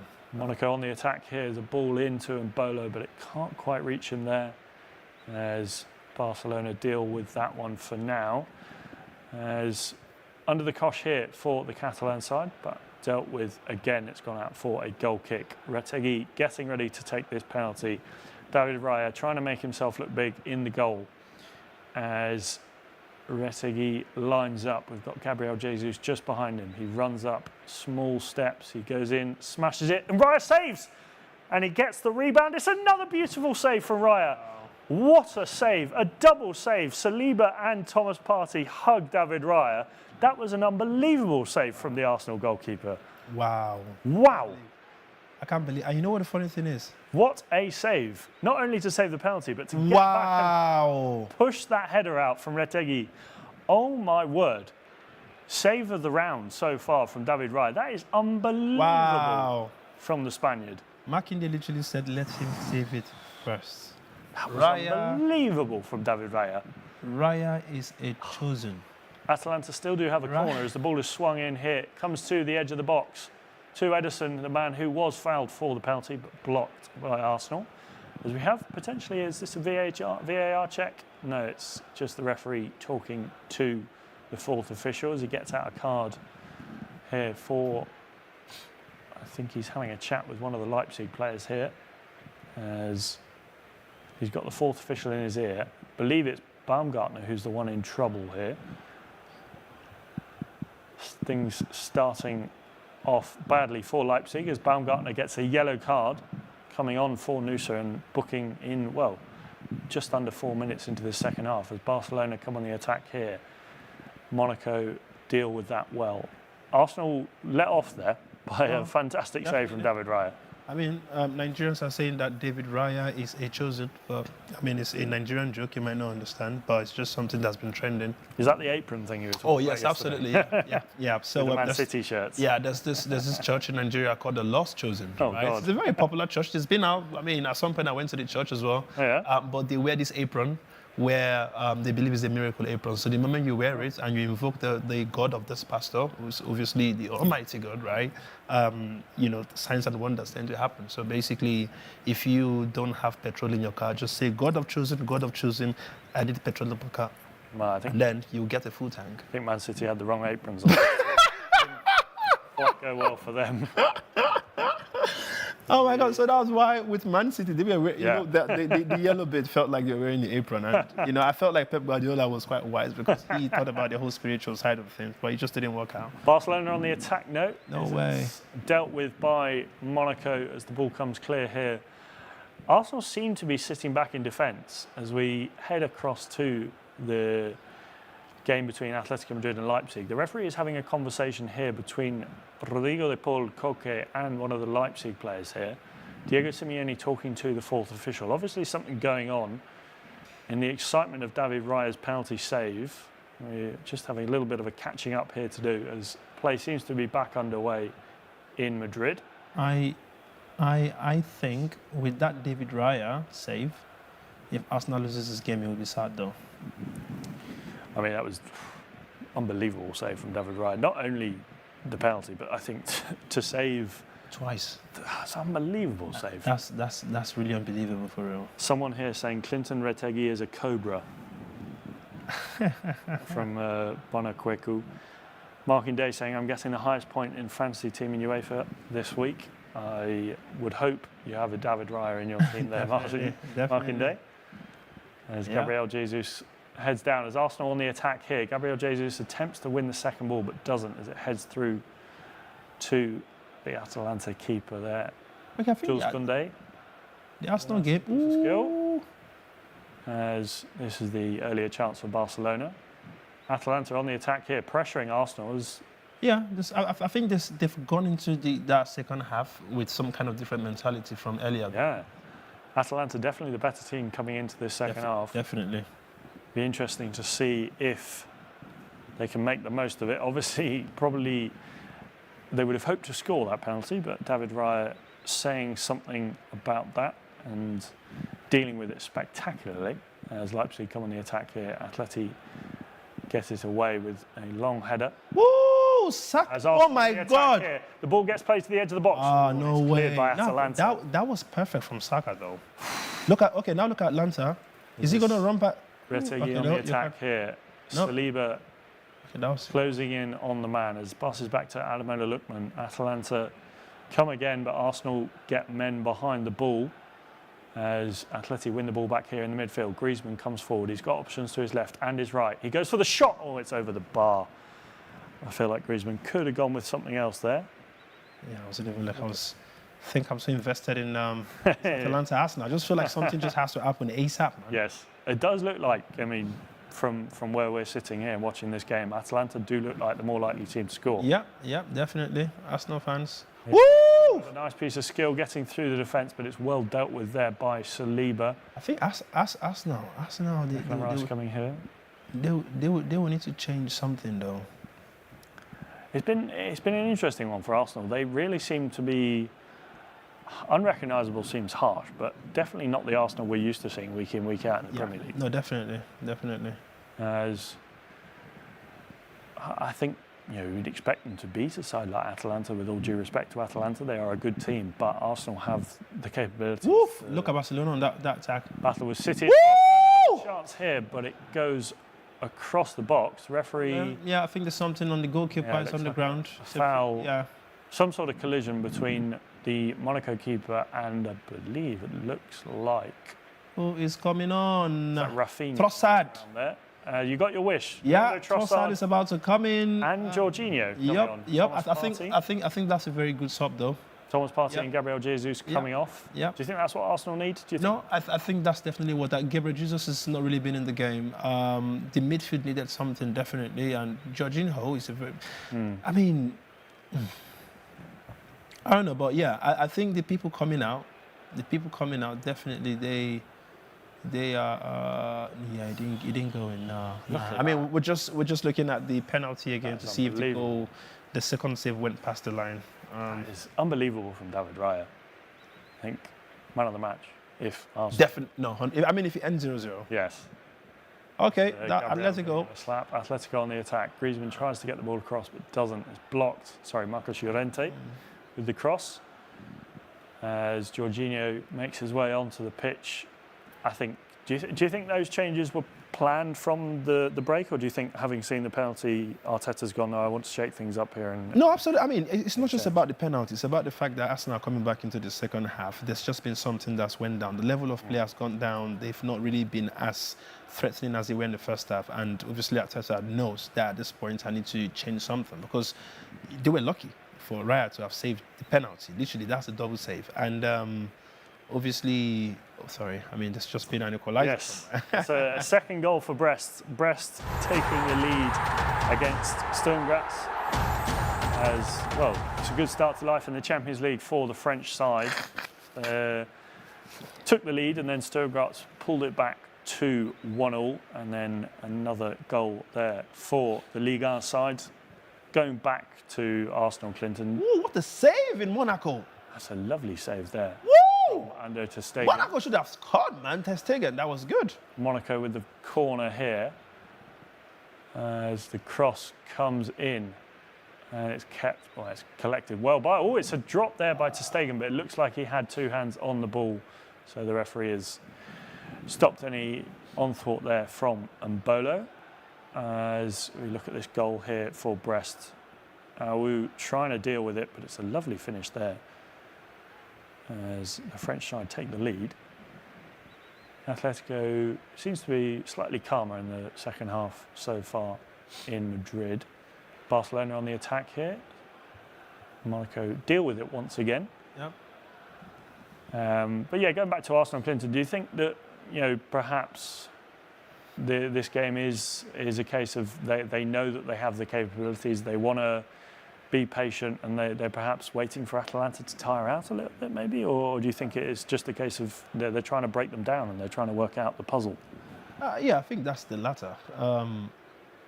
I just think Atalanta, they've come back into this second half, fully almost like thinking, okay, listen, the other half was not too good. And the second half is only 45 minutes. I don't think they're going to play to a point where they will feel like Arsenal has run them down. I mean, Arsenal, they're also trying to see if time goes. So I think, Arteta's obviously had his conversation with his players at half-time to see what they can do to break down this Atalanta defence. As we have a corner here for Arsenal, perhaps a chance for the Gunners to take the lead. Monaco on the attack here on the left-hand side. Barcelona having to do some defending in the second half. I think this is where having 10 men really doesn't help because you're stretched thin and you're having to do that little bit of extra work for the man who would have been there. Ben Seguir causing troubles for Jules Koundé on that right-hand side for Barcelona. Arsenal corner here, Gabriel coming up. Can he produce some of the goods that he did on Sunday in the North London derby? As Monaco have the chance here, it falls to Mbolo, but just runs away from him for another corner. We'll wait and see what happens in Italy. It's a poor punch there from André ter Stegen. Tries to get the ball clear, but completely mistimes it, and it goes behind him for a corner. I mean, these are the kind of the Ligue 1 side. These are the kind of mistakes that, sometimes. Right, that was chance there for Arsenal as the Arteta there having a stern word with the fourth official about something, as it looks like there's a potential. No, it's a header back from, I think it's Kai Havertz, but potentially a handball claim, but nothing there from the referee. As Marco Rose making another change here for RB Leipzig. De Ketelaere coming off for Atalanta earlier. And, well, still some work to do for Arsenal. Half an hour to go in most of our games. Yep. If you're just joining us, Atletico Madrid 1, RB Leipzig 1, Monaco 1, Barcelona 1, Atalanta 0, Arsenal 0. David Raya making a beautiful double save for the penalty, and Brest beating Sturm Graz 2-1. Whoa, who's that player for? Oh, no, Alex. Woo! Leipzig coming on the attack here. There's a player down on the field. I think the referee has called it back. Does it look quite? Is this a yellow card here for the foul? No, but you need to see the attack though. Rodrigo de Paul complaining to the referee. There is a Leipzig player down just past the halfway line. It looked quite like a serious challenge, Klinton. I was looking at the Arsenal replay there. As we have a conversation going on here between Luis Openda and Rodrigo de Paul about the challenge. Rodrigo de Paul does receive a yellow card for said collision, as a change here for Leipzig. Vermeeren coming off for Seewald. Fresh set of legs for the German side. Atletico still seem to be in disbelief about this referee's decision. Barcelona on the attack here on the left-hand side. It's a poor, should have made the better of that. Yeah, he probably didn't expect it, to be honest. Quite a hard pass there across from Rafinha. As we're still yet to see the replay of this challenge on the Leipzig player, but it looks like the German side have a free kick just outside the Atletico Madrid box. Should have done better there. I think just too heavy on the touch there. Lamine Yamal unable to bring it under control. I mean, I think he went to the wrong side of the leg, I think. I mean, or maybe he kicked it too early. Or like, it was quite a strong pass as well, I think. Yeah. As Oblak lines up his wall for this RB Leipzig free kick. Arsenal passing the ball about at the back. 64 minutes gone on the clock. As Leipzig line up over this free kick. Can the German side shock things, take the lead? The free kick is taken. It's a lovely free kick. Beautiful save. Well, maybe not beautiful save, but dealt with by Jan Oblak. Goes out for a throw-in for the Germans. Every time I look back over to this Arsenal game, I'm hoping, perhaps willing, that they're going to be breaking down this Atalanta defence, but it's been a tough test so far. Yeah. As we see here a foul from Ben White.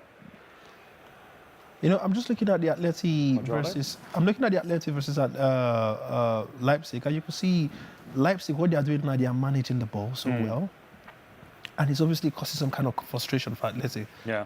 You know, it's causing them to make these fouls here and there. You know. Yeah, it looks like Atleti are slightly frustrated. They have to keep cool heads here. A few players having some words with the referee after that recent challenge. A change here for Simeone's men, as we're trying to see who makes way here. Riquelme coming off, Julian Alvarez and Rodrigo de Paul all coming off. Looks like we have Conor Gallagher and Alexander Sorloth coming on, as well as Lino. No goal for Alvarez, so that is my prediction all done. Yeah, well, you got the Griezmann, you got one right. Yeah. Monaco have a corner here. on this right-hand side. The ball is swung in. Barcelona with some defending to do. Again, it's a header towards goal, not quite dealt with. Monaco have the shot. Woo! What That's a hitting chance. footwork. Believe that's a corner for Monaco again, but it's an unbelievable chance there for the Ligue 1 side. Ball pops out to the edge of the box. It's a shot, blocked, and on the bar. That was close. It's like Minamino with the shot there. Yeah. But you know what? Back I netting. feel like one player. I feel like one player out for Barca makes it kind of equal for Monaco to face Barcelona. So I don't know if I'm making sense. Yeah, no, I know what you mean. Because it's a kind of like balance there. You know? Yeah. I think. Because I could imagine if they were still, 11 men for Barca, Oh yeah. Monaco wouldn't be having all these chances. No. You keep having, yeah. I think it's also you can see a lot more space at the back. Yeah. And a lot more room for Monaco to go about their attack and make the moves. There's Cuadrado with a shot there, just over the bar. David Raya making himself as long as possible to deal with that. Gianpiero Gasparini coming off a fantastic Europa League win. The only team to beat Bayer Leverkusen last season, obviously. Whoa, look at that from Atlanta. Europa League final. Atalanta on the attack here. Arsenal clambering back as the cross is blocked. It's another chance here for a ball in for the Italian side. As another good piece of defending there from Arsenal. I mean, to be honest, that was not really a good ball in though. No, it was a poor hit the first man. You have to be doing better. Yeah. That as Leipzig come on the attack here. Atleti deal with it. It's gone out for a throw-in. Some cagey moments here in all of these games. All three games that we're got the goals in between Brest and Sturm Graz, Atletico Madrid and Leipzig, and Monaco and Barcelona. Still waiting for that goal in the fourth game between Atalanta and Arsenal. Arsenal obviously saving David Raya, making a beautiful save from the spot and a double save. I'm still in awe of that save from David Raya. The second one. No, 3 draws in 3 games, just Brest winning. Yes, Brest, the only side with the lead, making their debut in the Champions League, of course, and holding on to that lead. 25 minutes to go in most games. Woo! Look at that attack from Atleti. Attack here is dealt well by Leipzig, as we have an attack here from Arsenal. Can they do something with it? But no, the ball is sent forward again by Atalanta. It's something as a worrying sign here for Arsenal fans, as we have, looks like Gabriel down on the floor here on the right-hand side. A collision there with Matteo Retegui. Molina coming on for Angel Correa for Atletico Madrid. Looks like Saliba, with the collision on his knee. Looks like a painful collision there between him and the striker. Atalanta making some changes themselves. Oh la la, Barcelona. Zappacosta and Retegui coming off for Zaniolo and Bellanova. Barcelona on the attack here. That was well dealt with. Really I think we need to give credit to Monaco though, how much they've really defended this 10-man Barca. No, they've been fantastic. To deal with someone like Lamine Yamal, it's not an easy job to do. No. As still a way to goal in Italy between Atalanta and Arsenal. Arsenal in their second season back in the Champions League after a 6-season absence, and then also challenging City for that title in the Premier League. Atalanta and Leipzig seem to be playing a game of pinball. They give the ball away to each other, and then a little bit of possession, and then back to the opposition as the Colchoneros come on the attack here. Space on the right-hand side. Can they use this attack? Atletico Madrid send the ball in. It's well blocked there, but it falls to... it's gone. I believe that's Molina on the left-hand side, but the ball's gone out for a corner kick to Simeone's men. I mean, just coming to our Facebook, we have Gaso Kelvin saying, bring in Sterling. Oof. I think that might not be a bad move, actually. I think... Yeah, but then again, would you be expecting him to play from... I mean, we've had Trossard just come into the left side. Yeah, I think potentially see him come on for Hazard and play in that central role, maybe? Or do you think that's... You could see him and Trossard maybe line up in a front two. Yeah. As João Enrique and Balogun come on for Monaco. Yeah. Perhaps some changes here for Mikel Arteta as a foul there from Bukayo Saka. Minamino coming off for Monaco has done brilliantly today. Yeah, absolutely. I mean, he's been one of the really hard workers for... He's been a workhorse in that midfield for Monaco. Yeah, for Monaco, yeah. Leipzig on the attack here. Xavi Simons on the right-hand side. Can he take on Robin Lenormand and utilises the ball in? Give him... Another ball to Xavi Simons. Can he send the ball across? It's well dealt with by Jan Oblak. As Atleti look to come here clear with the ball. Is this a battle here between... Ooh, that's a nasty foul there.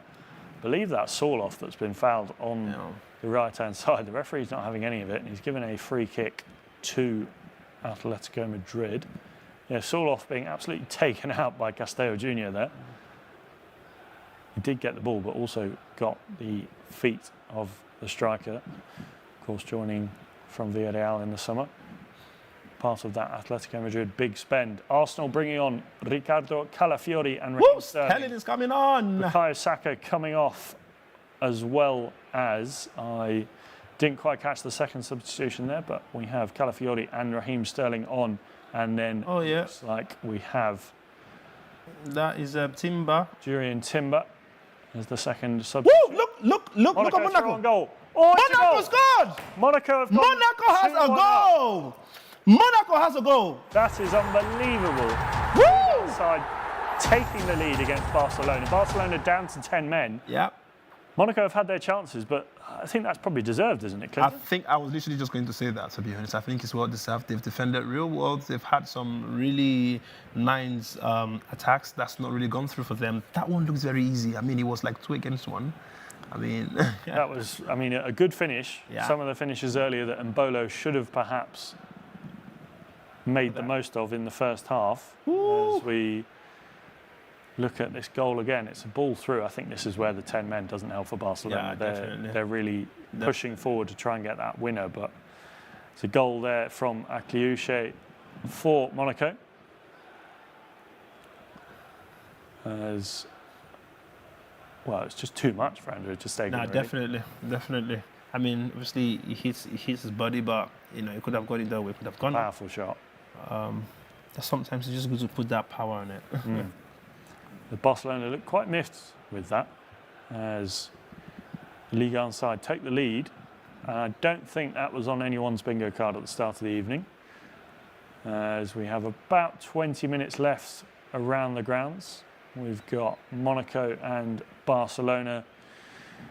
Monaco beating Barcelona 2-1. Barcelona, of course, down to 10 men. Arsenal and Atalanta still drawing 0-0. Mikel Arteta with some work to do if they're going to get the 3 points. And Atletico Madrid and Leipzig drawing 1-1. Oh my God! Listen, Arsenal literally. That was Martinelli. Did you see the chance by Martinelli? I mean, it's, Martinelli should be scoring that. Through on goal, but he's cleared that well over the bar. That's literally like, oh my God. I think another poor performance from Gabriel Martinelli. Definitely. Definitely. Leipzig on the attack here. Ball's full short. Xavi Simons can't quite keep the shot down as Marco Rosa's side push for that second goal. Lamine Yamal on the ground seems like a very serious injury for him. Man is really screaming in pain. Does not look good for the Barcelona youngster. That's a poor shot there from Xavi Simons. He should be doing better than that. Definitely. Somebody of his caliber as well. As we head over to France quickly, it's still Brest 2, Sturm Graz 1. French side wanting to make the most of that lead, being pulled back by Sturm Graz and then taking the lead with about 20 minutes to go there in France. And heading over to Italy here, we have as a sort of foul from Sead Kolasinac, the former gunner, of course, on Kai Havertz. And Alex, we need a goal in this Arsenal game. We do. Like, what do we do to get this goal? Like, no, something has to be done at this point. Maybe we need to start praying for them. Wow. Maybe that's why, because the Atalanta keeper's got the apron on. Do you see the kit he's got? It's very much like the City one. It's the same colour. Maybe that's why Arsenal are struggling. Apparently, there's a player that's just coming for Barcelona who is Nigerian, apparently. And he is 18 years of age. Who is Nigerian? The guy who scored for Monaco, Akliouche, Nigerian. Oh, for Monaco? Mm-hmm. Ah. I'm getting all sorts of information. Yeah, no, same here. As we have a Monaco player down here holding his hand. Referee storming over with the hand in his pocket. Is he going to bring out a card for Barcelona here? The yellow card looks like for Rafinha, I think? Or is that a... No. It's a yellow card for Inigo Martinez. Barcelona defender not quite happy with that decision from the referee. Barcelona have to be careful. They don't want to go down to 9 men. As Atalanta come on the attack here. Ball played over to the right. Arsenal backs against the wall here as the Italian side try and get through, but the Gunners come forward here with the ball in the midfield as they pass to Raheem Sterling, who gets the ball set back to... Has lost again. Atalanta winning possession back, and another disappointing attacking move. Not even an attacking move, progressional, transitional move there from Arsenal, losing the ball in the midfield. Yeah. And yes, that was my mistake on the second goal scorer there for Monaco. It's the Nigerian who scored the second goal there. Nigeria no they carry last. Nigeria no they... Can you say that? Nigeria, what was the word? Nigeria no they carry last. Nigeria no they carry last. Man, you just sounded like I put auto-tune in your voice. Nigeria no they carry last. Oh dear. Oh man. What a game. I just need a goal in the Arsenal match, man. That's all I just need. Okay. Barcelona come forward on the attack here. It's dealt well by the Monaco defence. Arsenal having to do some work here as they force the ball out for a throw into Atalanta. The Italian side pushing for that goal, trying to break the deadlock. It's still 0-0 in Italy as Atletico Madrid come forward here on the left-hand side. There's a foul there. The referee has allowed play on. The ball sent back to Conor Gallagher in the midfield for Atletico Madrid. There's space here on this right-hand side. And options in the box as the ball is sent into the box, but Leipzig managed to deal with it. And we go back to Atleti on the edge of the box. Griezmann here, trying to weave in through some players, but just can't quite get a hold of that second ball there. They are not letting this one happen. Oh my God, I cannot believe that Monaco has 3 points. I mean, well... There's still time. There's still 15 minutes or so to go. Damn. George Ileni-Kenna, the goal scorer for Monaco. What?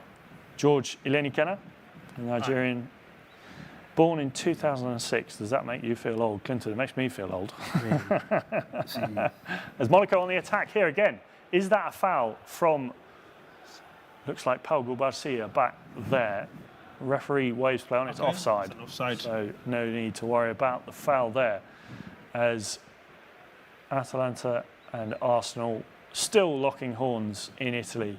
Leipzig coming on the attack here, looking for that second goal. Atalanta and Arsenal, and a little bit of a break. Here's a goal kick for Atalanta. There's a ball sent in. Oh, it's a lovely chance there for RB Leipzig.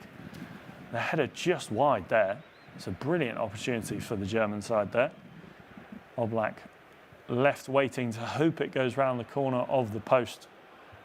Wow, that was close. There's Barcelona make their first changes of the game, I believe. Oh yeah, I mean at this point I feel like they need it. As you would have expected some perhaps earlier. Lamine Yamal coming off for Ferran Torres. And some more players coming off here for Barcelona. I mean, no, I mean, you could clearly tell. I mean, it's in the happiest at this point. It's coming out down by 1 goal, red card as well. Hansi Flick looks to make some changes here and trying to get back on level terms, as it would be a disappointing end for Barcelona if they're not able to at least pick up a point here in Monaco. Yeah. But the big change there, Lamine Yamal coming off for Barcelona. The youngster perhaps flagging a little bit towards the end of this second half with about 10 minutes left as Atletico Madrid come forward on the attack here. Another bank of 4 to deal with. Woo! Monaco nearly scored again. Monaco pushing here. Woo! It's another shot there from the Nigerian forward, the goal scorer, Eleni Kena, as Barcelona are under the cosh here. And I think Monaco are sensing, they sense danger and they can, well, they want to make the most of this opportunity. As a chance there for Atletico Madrid as Griezmann. Okay, at this point, wow, they still got the ball. It's a lovely header there from Griezmann. Very well dealt with by Gudashi in the Leipzig goal. It's a beautiful save there from the Leipzig goalkeeper. Barcelona having a really tough time at this point, you know. Woo! Look at that, look at it. Oh, it's another shot. Ter Stegen saved it. That's an unbelievable shot. Oh my God, Barcelona. Marc-Andre Ter Stegen has been unbelievable today, keeping Monaco at bay.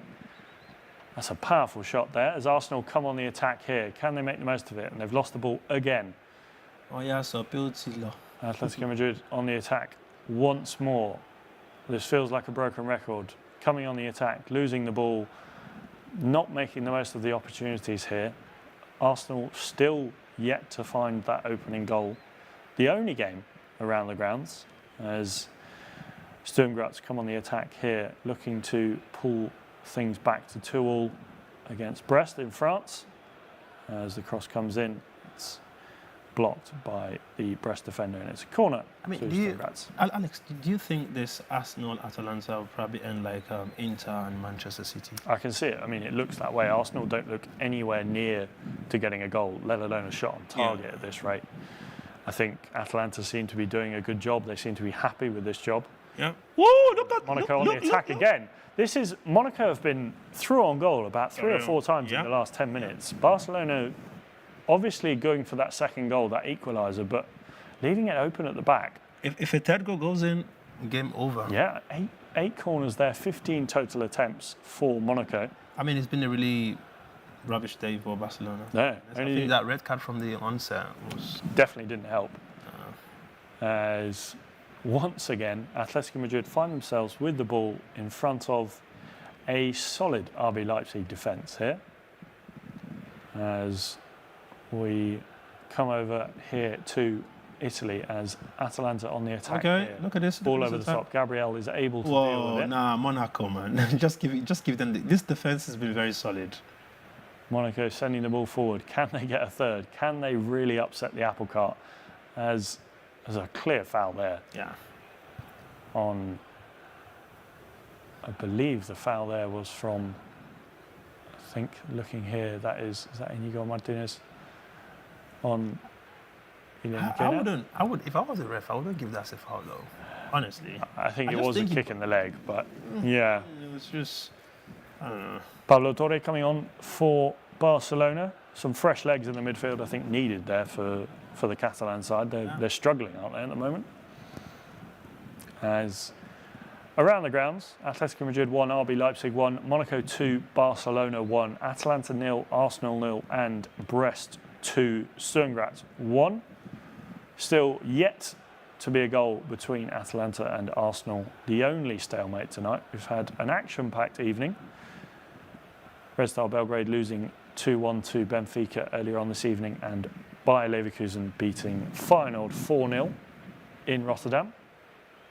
I mean, I was kind of surprised it ended 4 though. Because it looked like they could have got 6 or 7 by the end. I thought it was going to get to 9, if you ask me. Zishu quietly wishing that Feyenoord are in the Champions League as Atalanta deal with another Arsenal onslaught. Onslaught's the wrong word here. Hansi Flick having some conversations with his assistant manager As it's a very even game, according to the possession stats in Madrid. Atletico with 50% and Leipzig with 50% of the ball. Yep. As we get images there of Joan Laporta. Atalanta coming forward again. They've got space in this midfield area. Arsenal bringing men back as we look towards that left-hand side. It's Ademola Lookman. Can he make the break? He goes through it. Okay, Well no, that was very defended good defense there from, was that? Brilliant defending there. I believe on that right-hand side that would have been Saliba, I think. Yeah, he has to be Saliba, yeah. As Ademola Lookman comes over here to take the corner. Barcelona players having a conversation here as there's a Monaco player down on the floor. It's a booking for Barcelona again. It looks like they're getting a bit frustrated. Arsenal have been poor, haven't they? Arsenal, they're having a bad time. No, they're having the worst of luck. Alejandro Balde with the yellow card for Barcelona. As we see the foul here, perhaps a shirt tug there as well from Íñigo Martínez, and a little bit of a kick, and trying to work out why. As we have, it's a double foul there, the shirt pull, and then bringing the player to the ground. As Monaco look to get that third goal, put the final nail in the coffin in this game over Barcelona. RB Leipzig looking to break on the counter-attack here as Atleti deal with it and send the ball back towards the Leipzig goal. This has been end-to-end stuff between Atletico and RB Leipzig as we come again here on this left-hand side, looking to create some space, but Leipzig are just closing down the man really quickly. As we're having a look at VAR here, the referee is going over to look at the video assistant referee, and we have a penalty check in Monaco. What's going on? Looks like it was the foul, and the referee has gone over to the screen here to have a look at a potential penalty for Monaco as foul there. I mean, I wouldn't give that a penalty though. From Íñigo Martínez. No, I wouldn't give that. But I think it's a really light one there. I really can't see the referee giving that one, but you never know. He's come over to look. You can see him sort of dragging the arm down, but I think it's just a good challenge. Nah, come on. I don't think that's a penalty. As Lookman coming off for Atalanta, Samardzic and Pasalic coming on for Gianpiero Gasparini's men. What do you make of Ademola Lookman's performance today, Klinton? I mean, I've not really... Just quickly wait on this referee's decision, and it's no penalty. Yep, I mean, I think that's the right decision there. Come on, Makinde, why would you give it... Makinde thinks it should be a pen. Come on, Makinde. No, I disagree with you there on that one, Makinde. I think right decision made by VAR and the referee. But yeah, back to Lookman. Quite quiet for him today, or is that unfair? I think he's... playing against a very strong team, and he obviously clearly tell the second half he's tried his best. First half he was quiet, but yeah, I think he's done his best. Playing against Arsenal, playing against the toughest defenders in the Premier League at the moment, and you wouldn't really expect too much from him at this point. So I think I'll just give him the credit. I mean, I saw the last attack, which Saliba dealt with. He's very dangerous. If Saliba didn't do what he did, probably he would have been living there with a goal already. So I say second half hasn't been too bad. First half he was quiet, but no, he's done his best, I would say. I think a good performance all around for Atalanta, and perhaps Arsenal lucky to come away with the point. I think it's gone. Yeah, I think it's just gone opposite. The first half it was Arsenal trying to knock the doors of the back of the net, and second half it's Atlanta doing it. So, you just need to give both teams credit, really. As we reach the conclusion of our 4 games around Europe this evening, Atletico Madrid 1, Leipzig 1, Monaco 2, Barcelona 1, Atalanta 0. Arsenal 0. We're in added time over there in Italy, 4 minutes of added time. And heading over to France, finally, Brest with a shot on target there. It's a chance to make it 3-1, but the Sturm Graz keeper does well to keep them at bay. It's Brest 2, Sturm Graz 1, as Sead Kolasinac comes over here with a throw-in for Atalanta. Would anybody ever think that Monaco would be picking a 3 point from Barcelona today, though? I would like to find someone who has predicted that, because it's been a good performance from Monaco. I think we said at the beginning that perhaps as Ansu Fati on for Alejandro Balde. I think Ansu Fati. We said perhaps at the beginning that Barcelona going down to 10 men would have made life more difficult for Monaco to break them down, but Barcelona have looked poor in defence today. Yeah, 100%. There's a ball across here. There's another chance for Monaco. Ooh, that's a good defending, actually. Good defending there. It's out for another corner to the Ligue 1 side. Leipzig and Atletico Madrid still battling it out. Atalanta have a corner here on this left-hand side. Ladea looking to get a goal as we head into the final minutes of this game. Arsenal perhaps happy with the point at this stage, although would have wanted to make the most of these fixtures before they face tougher opposition. Heading into the upcoming weeks, we've got one more Champions League round of fixtures. No, it didn't go through. Before the international break in October. As a corner comes in, Atalanta look to get the ball back in. Arsenal have to do some work here. As you know, sometimes I feel like Arsenal, they're not really built for Champions League football, you know, when you think about it. Like you said, it's almost like they're just, you know, focused on the Premier League and they don't really, I don't know, I'm beginning to really accept that fact now. It's been, to be honest, I think you can quite happily say it's been a disappointing performance from Arsenal today. We saw them last season. They just scraped through on penalties against Porto, you know, only just beating a side that they should be, you know, performing well against, better against, and then being knocked out by Bayern Munich. Yeah. Obviously, who went on to look at Monaco, look at Monaco. lose to Real Madrid. Monaco on the attack here. Barcelona deal with it for now. Is this a last-ditch attack for Mikel Arteta's men? Arsenal have a throw-in as we have a last-ditch attempt here from the Gunners. Can they make it worth it? Can they get that goal? As well, I think looking forward to the fixture at the weekend, obviously Arsenal, Man City. Do you think perhaps that Arsenal have had? We've just had word. Atletico Madrid have scored. It is a goal to Atletico Madrid. They have taken the lead against RB Leipzig.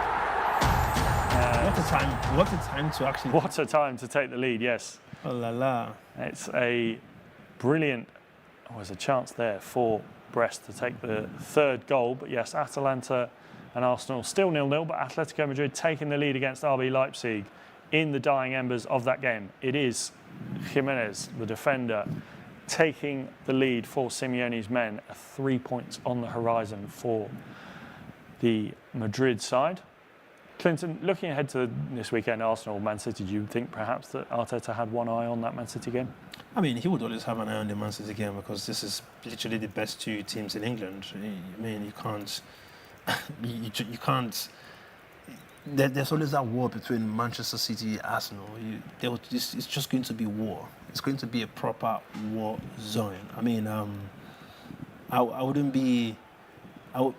I mean, they've come into this game versus what's it called? Atalanta is ending a draw. They're going to go to Man City with the mindset of we die here. You know. Oh man. No, I just. Hang on. Nah. I mean, that was a free kick from. Yeah, I think the Arsenal game comes to an end. It's ended zeros. Full time. Yeah, full time, zeros, no goal. Atalanta, Arsenal. We're just in the final. Well, 6 minutes of added time in Monaco. Yeah, and 3 just under 4 minutes past. As Monaco looking to hang on to a fantastic, what would be a fantastic win. No, I mean, at the end of the day, I think they've done pretty well so far. I mean, if you ask them, are you going to, clock a win from Barcelona by the end of this game? Some of their players might tell you that, well, let's see. I mean, we'll depend on God on this one. Not for this Barcelona that they've seen recently, but this is a very big 3 points for Monaco, really. as we have, well, 2 minutes left there. Confirmation of that full-time whistle in Italy. Arsenal 0, Atalanta 0. Mikel Arteta side coming away with the point. Perhaps a disappointing result for the Gunners. I think they would have hoped to have done a lot better, as Atletico Madrid and RB Leipzig coming to the final stages of that game as well at the Civitas Metropolitano. Hopefully we'll get to hear from Sara before the end of that one, or by the end of that one, as we come to the conclusion in pretty much all of our games here this evening. It's been an entertaining evening. Yep. It's been a good night of football, with about a minute left in the Civitas Metropolitano. Atletico Madrid 2, Leipzig 1. Brest still holding on for that win in France. We've had Monaco action. Monaco with an attack. Can they send that ball forward into the box? Monaco looking to grab a third. I would imagine the manager Huta would be happy with the 2-1, not too fussed about the third goal. Definitely. I think the best thing they could do now is just to manage the ball, pass around, possibly take the ball to the goalkeeper, look at that. Confirmation of another full-time. Brest 2, Sturm Graz 1.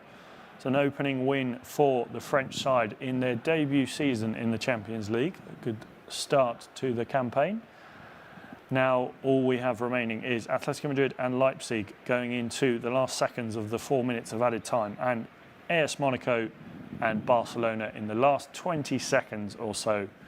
Barcelona come on one last-ditch attack here as Monaco are able to deal with it. The goalkeeper will go down for some time there. Looks like that is it. We've got about 10 seconds, as the goalkeeper will probably send this forward, and we'll see the final whistle blown. It's been a great day for Monaco. It's been brilliant for Monaco. Going down to 10 men earlier on, Barca, Eric Garcia getting sent off, and, well, Monaco took the lead. Yes, that's the end of the game. That is it. Full time. So we have that confirmation of full time at 3 of the 4 games. We've got AS Monaco 2, Barcelona 1, Atalanta 0, Arsenal 0, Atletico Madrid and Leipzig still going on. It's 2-1 to Atletico Madrid, and Brest beating Sturm Graz 2-1. We've just got that one game left. Atletico Madrid hanging on for the 3 points there. I think Simeone's men will be happy with that, and well, good game for Sara to get some entertaining football. Yeah, it's been a good night of Champions League football. It is. I think I can just imagine Sarah's face one smile, really angry. I think she's probably more upset about the Barcelona result, I would imagine. Definitely. As I know she was screaming, "Say that name, Lamine Yamal." I wonder what she's going to tell me now. We're going to have some words with Sara after the game finishes at the Civitas Metropolitano, as we have just a few seconds left on the game there. Atletico Madrid 2, RB Leipzig 1. 95 minutes and 45 seconds on the clock, was going well into the 4 minutes of added time. We're 2 minutes over. The referee close to blowing the whistle there in Madrid, as we have just that last final game to bring you before we head to a short commercial break, and we'll come back and give you a roundup of all the games and talk to Sara Perari, who is at the Civitas Metropolitano ahead of, well, an exciting weekend of La Liga, Premier League, Bundesliga and Serie A football. That is finished in Madrid. So, final roundup of the scores tonight. Earlier on we had Red Star Belgrade 1, Benfica 2, Feyenoord 0, Bayer Leverkusen 4, Monaco 2, Barcelona 1, Atalanta 0, Arsenal 0, Atletico Madrid 2, Leipzig 1, Brest 2 and Sturm Graz 1. So that is a roundup and a wrap-up of all the games tonight in the Champions League. We'll be with you in just a little break. We're going to have a couple of minutes and then we'll talk to Sara at the Civitas Metropolitano. We'll talk to you in just a little while.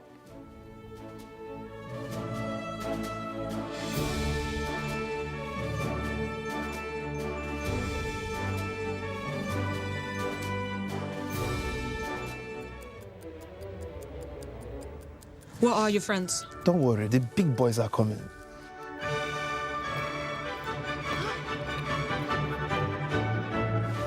I will stay loyal to you as I am to SportyBet. I will keep you safe and secure like Sporty does my winnings. I will share my booking codes with you and only you. I will... Ah, yes, I will be your hero, your true Sporty hero.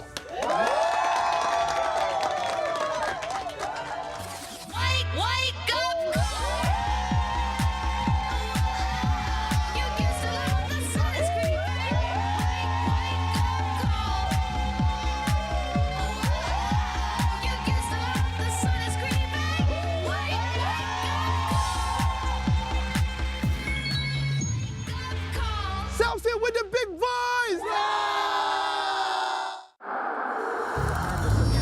New user. Mourinho's. Assemble. Activating the Special One experience. Push. It's a multi-bet. We need to give 1000%. We always push to the limit. It's 2 goals up, boss. Cash out. Cash out. Let's go! I am Jose Mourinho. I am football.com. Life is about moments of friendship. The moments we share and the moments together. Moments that constantly inspire us to move forward. We believe everyone has their moments. Create your own moments with M Sport. M Sport, more than sport. What are your friends? Don't worry, the big boys are coming. I will stay loyal to you as I am to SportyBet. I will share my booking codes with you and only you. I will... Ah, yes, I will be your hero, your true Sporty hero.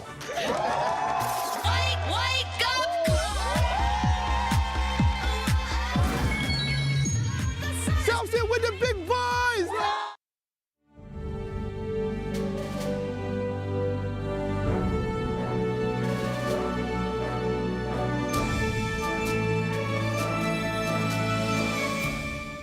Welcome back to the Sporty Show. We've had a wrap-up of all the games around the grounds. We're going to head to the Civitas Metropolitano, where we have one Sara Pereira. Sara, that was an entertaining, cagey second half there. Atletico Madrid doing the job. Jimenez with the header at the end there. How was the second half? Yeah, brilliant. I mean, like I said, I think it was a dogfight out there. Both teams really leaving it all on the pitch, but it was Jose Jimenez who ended up saving the day for Atletico, and in the final moments, no less. Do you think it was a fair result for Atletico? Do you think they deserved the win, or do you think Leipzig are hard done by and to not come away with the point? Listen, it's a tricky one. I think Atleti really fought for it, so did Leipzig, but in the end, it's about who was able to put it past the line, and it was Atleti to do so. This one could have gone either way, but it was the home team who was more successful. Sarah, I mean, the moment that goal came in, obviously, towards the last bit of the game, what was the sound like? Because I could imagine just being at the stadium. The goal came in, did it feel like there was a bomb blast in Asia or something? It was like this, Klinton. The whole stadium shook. It was really unbelievable. The fans were waiting and waiting and waiting, and finally it came. Now, you know I'm going to ask you about this, Sara, and you were perhaps Barcelona. thinking I was going to avoid this question, but Barcelona obviously losing 2-1 to Monaco there. Did you catch much of that second half? Do you know what? I wasn't able to catch much of it, but I don't think I missed too much. From what I heard, it was a one-on-one with the keeper, Ter Stegen, and it deflected in. I haven't seen the highlights. I haven't seen the goal itself, so don't take this too seriously. But what do you expect? Unfortunately, Eric Garcia decided to ruin our lives as Barcelona fans and get a red card, like I said, in the 10th minute of the match. So... listen, it's not the best result, especially starting off like this, but when you go down 10 men 10 minutes into the match. I mean, it's really difficult. And I don't know if you guys saw the subs that came in. Pardon me, Ferran Torres, Pau Victor, Ansu Fati. It's a very depleted Barcelona squad, so I'm not taking it too seriously yet, but I definitely have to go home and watch these highlights. Sara, obviously when we spoke to you earlier, just when Barcelona had, come back by the goal they were down on, you said I should scream the name, which I did a couple of times. Is there any name you want me to scream right now for you? Yeah, Lamine Yamal. One more time. What are you talking about? I think right now, if I'm scoring the Champions League, he's doing it again. Right now, if there's any name I should be screaming, is AS Monaco, AS Monaco, AS Monaco. I'll take you away from this torture, Sara. I'll let you go, and we'll speak to you tomorrow. Well, see you when you're back, and enjoy the rest of your evening at the Civitas Metropolitano. Thank you very much. Klinton, Thank you, guys. It was an exciting round of games, I think perhaps more exciting than last night. We had goals galore. Monaco obviously beating Barcelona 2-1. Atalanta and Arsenal drawing 0-0. We had Atletico Madrid getting a winner at the end there against Leipzig, and Brest beating Sturm Graz 2-1. I'm going to start with Arsenal. Disappointing performance. Really should have done better tonight. Absolutely, yeah. Like I said from the start, this is the Champions League and everything is very different. It's not the usual league games where Arsenal fans or the Gunners will watch and be like, whoa, this is the solid Arsenal we know. You're playing a team like Atalanta, which at the end of the day, they are probably one of the best in Italy, and there is, but then again, obviously I said it minutes ago, I said, Arsenal, they are not really built for the Champions League football. You can clearly tell that this Arsenal you see here and the Arsenal you see in the Premier League is totally different. Now, are they lacking players? Probably not. Is there any particular player they lack? Odegaard? Fact, 100%. Maybe if he was there, he would have done something different. However, would they have meant that he would have copped a win for them? We've seen it before. He's played in the Champions League last season, and, Arsenal still didn't go nowhere. So I just feel like, Arsenal is just that team you would have to settle to say, maybe Champions League football just isn't for you. They are just used to what they do in the Premier League. They are used to English football. They are used to the teams in, maybe these coaches, in the Premier League, they know themselves. They understand how things work. And that's when they tend to kind of perform. But, they come out from this comfort zone where they are not so used to. Everything just changes. You can clearly tell that Arsenal, the chances were just not coming. They were not being creative. Midfield was almost like it didn't exist. Most of the thing they did in the second half was just defend. Saliba, Gabriel, they were doing more than they should be doing normally. The attack, Havertz, I don't even think there was a shot on target in the second half, or even in the whole game. I'm not even too sure. So, like you said, maybe they should just focus on the Premier League. Now they have Man City to come. It's going to be a really tough one, obviously. They are facing the best team in, if not the world. People would tend to believe that Real Madrid is the one, but Makinde might probably scream at me if I say it's Manchester City. But, they are facing Manchester City. Yeah, they probably don't have Kevin. I don't know if Kevin De Bruyne is going to be fit. If he is fit, then Arsenal is going to be a really crazy one. And they should forget about what's happening in this Champions League first game and maybe focus on the weekend. And does this perhaps worry you ahead of the weekend? Obviously, it's the biggest game of the season. This could be a title decider, and we're only in September. Yeah. Seeing that performance, obviously, City will have the extra day's break. They played last night against Inter Milan. Yeah. Arsenal will have to travel back tonight. They'll rest day tomorrow, and then they've got to get into training Friday and Saturday. Do you think that perhaps this is worrying is the wrong word, but do you think question marks for Mikel Arteta going forward? 100%. I think at this point they would not have to be very strategic, right?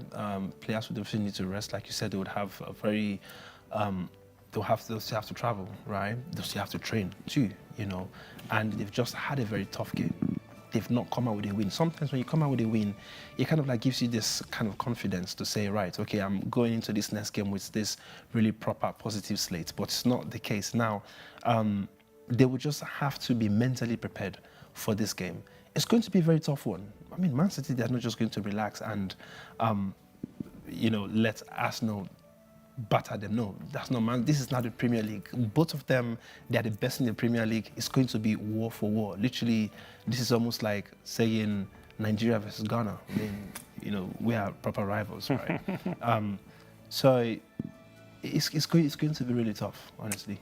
Now, looking a few at the other games, just before we wrap things up quickly, Atletico Madrid getting the win against Leipzig there. We saw quite a lot of back and forth between the two teams. Do you think a fair result there? Sorry? A fair result between Atletico Madrid and Leipzig? I mean, obviously, Sara did say, I think it was fair. First of all, it was Atletico Madrid's home. We'll still give credit, obviously, to Leipzig to have held it that long and, conceded a goal towards the end. The best team won. The opportunity came, somebody grabbed it. It could have gone Leipzig's way. We would have been saying, okay, the best team also won. It was 1-1 for a very long time, and a goal came towards the end. So I just feel like, the best team got the opportunity, they took it, and it's a win for Atletico Madrid in their home. Good 3 points, especially for a tough team. Hopefully they get the kind of a team Bayern got yesterday, and it will be good from there. And maybe when the time to be tough comes later on in this whole campaign, then we'll see who Cups wins. I mean, I don't know how to say it, but for me, the best team won. Yeah, I think a good start for Atletico Madrid in the Champions League. They remain unbeaten against German sides at home in the 21st century. It feels like a weird stat to say. Moving on, lastly, then, we obviously had Brest beat Sturm Graz opening game in the Champions League, a good win for them. But Barcelona, disappointing for them. Obviously, the red card would have affected their ability to play the tactics that they would have had for that game. But I think at the end of the day, you just have to look at that red card and say that is where it went wrong. Absolutely. But then again, obviously, like somebody said, they would have thought that a 10-man Barcelona should be handling Monaco. But then again, I don't think that's how football works. This is the Champions League again. Like I'll continue hammering on this. This is Champions League. Everything is totally different. These are the best coming together to play against themselves. And, it's a very massive shout out to Monaco. Give credit to them. They really held that game tight. Their defense was solid.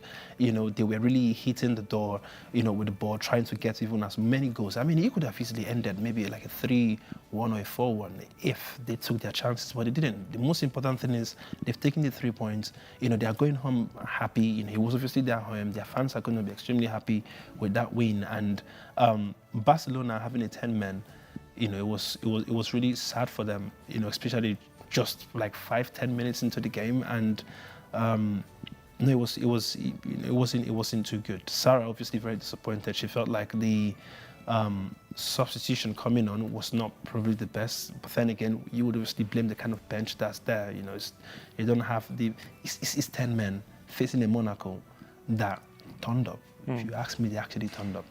They played the game proper. They held, and that's the whole thing about being the underdogs, right?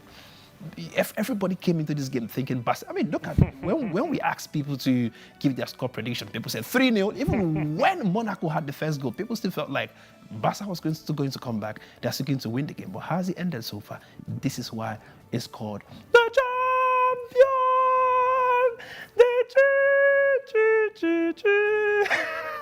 Just to save people's ears, and a quick note before we wrap things up. I think when you look at that Barcelona team, we've obviously been really excited about it so far this season. They've had 5 wins from 5 in La Liga. They've been the on-form team in Europe, but I think this is perhaps just a reminder of it's not going to all go swimmingly. There are hurdles in this road, and there's a long way back before they are competing with the likes of Manchester City and Real Madrid in Europe. But I think at the end of the day, a lesson learnt there. Eric Garcia will know where he went wrong. And, well, that was it. A good result for Monaco. Fantastic start to their Champions League campaign. Now, to wrap things up, we go around the grounds again just to look at the results. We had Red Star Belgrade 1, Benfica 2, Feyenoord 0, Bayer Leverkusen 4, AS Monaco 2, Barcelona 1, Atletico Madrid 2, RB Leipzig 1, Atalanta 0, Arsenal 0, Brest 2 and Sturm Graz 1. a good night of Champions League and an entertaining one. Thank you very much for joining me, Klinton. Oh yeah, absolutely. Yeah, it's been amazing, actually, without the mother of the house, I would Don't say. say it too loud. Don't say it too loud. Now, but yeah, we'll keep you updated again. We'll come back, hopefully. I don't know when, but when we come, we see We'll be you. back. Arsenal, yes. Manchester City is the one we are going to be. We're going to be interested in that one. Oh, yes, absolutely. All eyes on that. And yes, thank you very much, everyone, for listening. And we hope you've enjoyed this week of Champions League football. The best football in Europe is back. Enjoy the weekend of football. Enjoy your weekend. And we'll see you next week. Thank you very much for watching. This has been The Shorty Show. I've been Alex Ashmore. He's been Klinton. Goodbye. Ebwe. Pa, pa, pa.